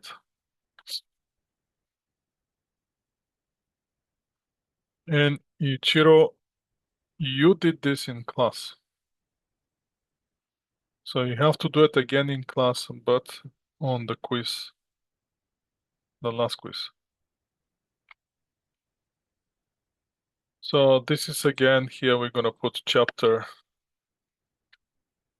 11. Slides is, let me see which slide is this. Slide 27, 28.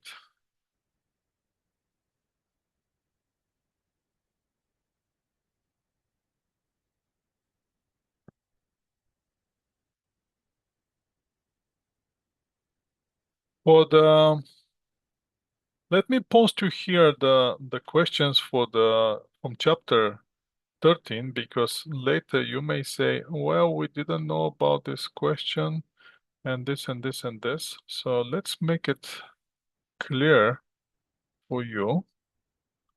And let's communicate this one information with you as well. Since I have it here on my screen.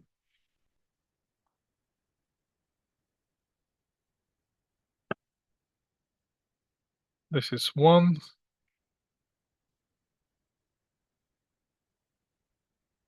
Not this one. This is the second.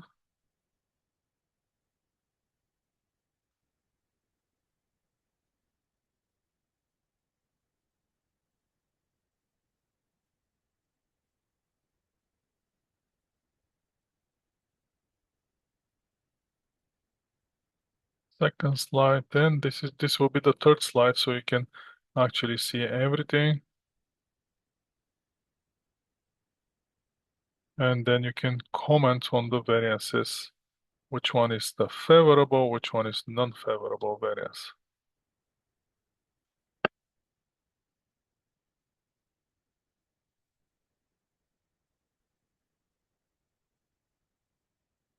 And I'm gonna tell you the number of the slides just in a second. The slides are, this is from chapter 13. Slides are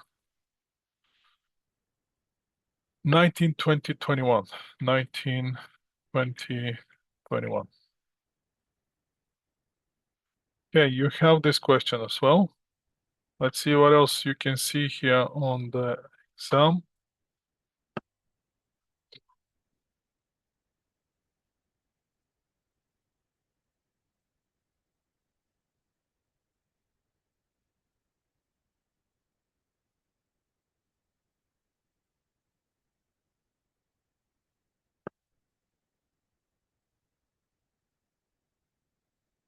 So you have to give me, so you have to, obviously, you have to explain to me when you're going with the make versus buy, you have to explain to me why should I accept it, why should I reject it, and you have to be able to come up with the quantitative and qualitative factors.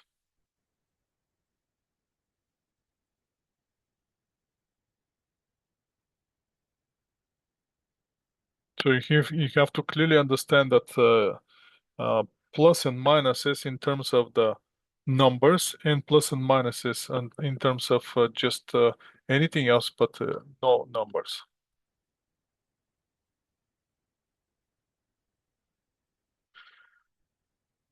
Next question that you're gonna have, how many questions they're gonna be? 4, 5 questions, 5 big questions with one under question. Oh no, actually 6. 6 questions. You're gonna have 6 questions. So next question will be, I want you to calculate cash back method, cash payback method. And the cash payback method, that's on the chapter for the budgeting, which I believe for chapter 12, but let me see if that's actually true. Yes, the budgeting. And no, not budgeting. Budgeting, something else gonna come on the budgeting. This was the wasn't the budgeting. This was chapter.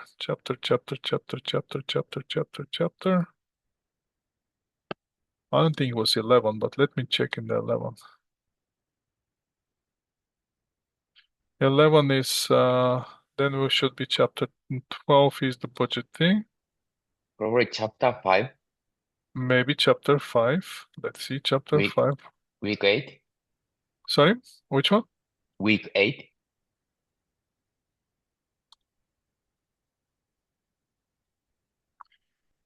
Decision-making, cost, volume, profit analysis. No.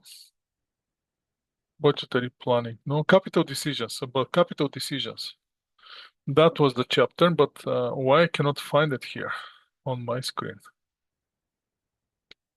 Which one was the capital decisions? Do you remember? I'm going to find it right now.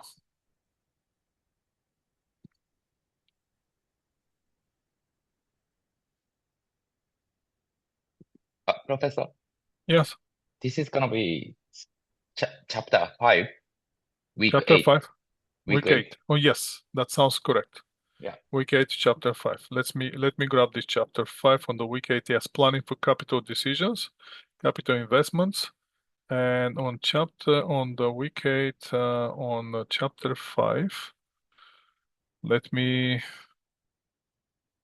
show you which exactly will be the questions that you're gonna see on chapter 5.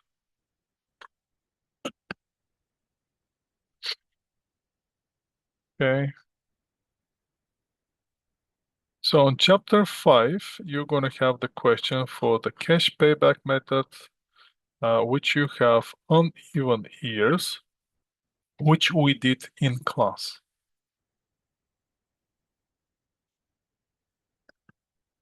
So let's copy this and post it for you.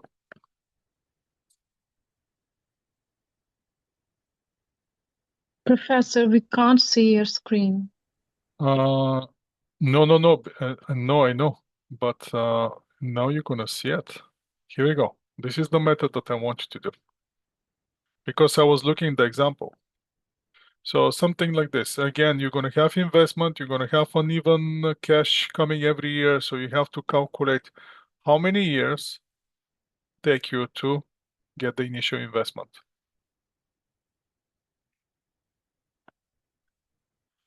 And that will be chapter 5 here. Chapter 5, that will be slides. Which slide will be that? Where you can find it exactly. Slide 12. So once you do that, you have to tell me what's the benefits and drawbacks of using this method. Calculation is good thing, but I want you to know what's the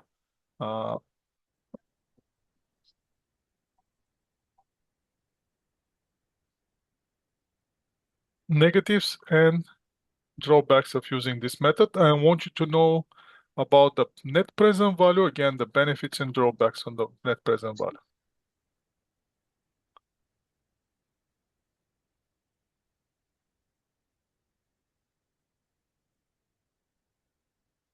I'm going to ask you to calculate what we did today, return on investment and residual income.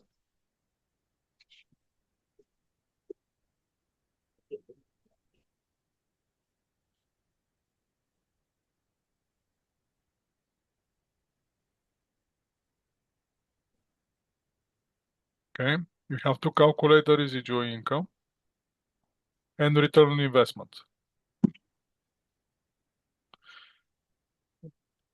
So now you have to calculate the income first.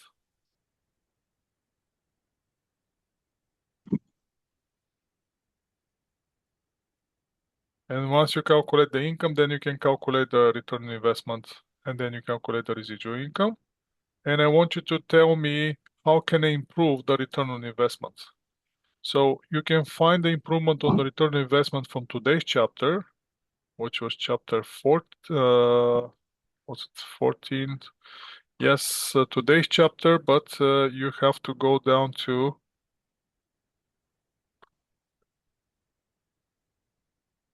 slide 77. What was that residual income, residual? No, not this one. Let me see exactly where is it. Improving return on investment. There's a slides 68, 69, 70, it shows you how you can improve the return on investment. So I want you to know those slides and to know how to improve the return on investment. That's question 5 and question 6. Let's leave something for Tuesday. Okay?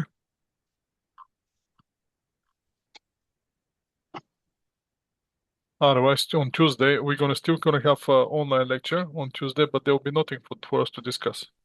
So let's leave the last question for Tuesday. I can even clearly tell you the last question will be collection. On the budget, I want you to calculate based on sales how much you're gonna collect, how much cash you're gonna collect. That's what I want. The sales gonna be given, the collection is gonna be given. This month I'm collecting this much. This month I'm collecting that much. If you want, I can give you the slides, and since I have the budget here, I can easily go to the slides, which exactly is the slides related to collection. Let me see where exactly is. Cash budget, cash budget, cash budget, cash budget, cash budget, cash budget, cash budget here. So this is the slide number 60. Once you have the sales, how you're actually collecting. So let me copy this slide and post it for you. Obviously, the percentage is not going to be the same. They have to be different, right?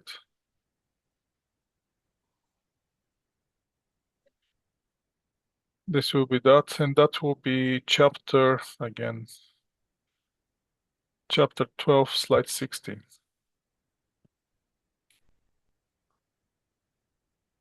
Slide 60. So you have here 1, 2, 3, 4, 5. The last question that you have that is not here, return on investment, which was on the today's chapter, which we covered it today.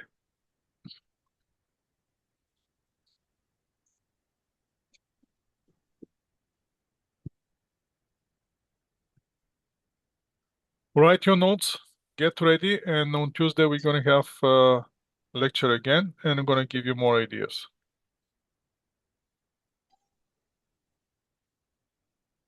Basically, I'm going to repeat everything that we did today in terms of the questions. Now it's your turn to start studying and get ready. One thing that I want to tell you is, yes. Yes, I'm going to upload this Excel spreadsheet on the Brightspace. Yes, and that's out of question. The other thing is, already have your word that you're not going to use artificial intelligence, right? You're not going to copy and paste from ChatGPT and give it to me as your report.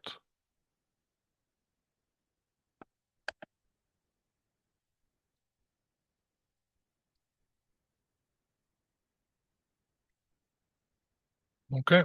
Otherwise, I'm not going to post anything online. I'm not going to give you access to anything. Whatever I told you today, I'm going to delete right now the Excel spreadsheet and I'm not going to post it for you. Do we have a deal? I'm nice with you. You be nice with me too.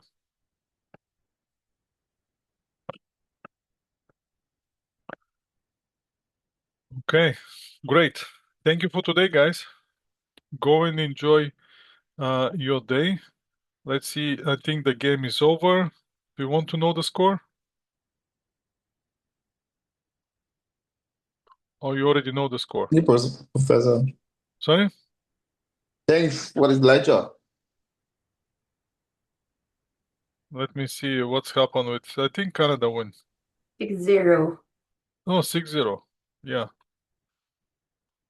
If you want to know the score, I'm gonna show you the score right now.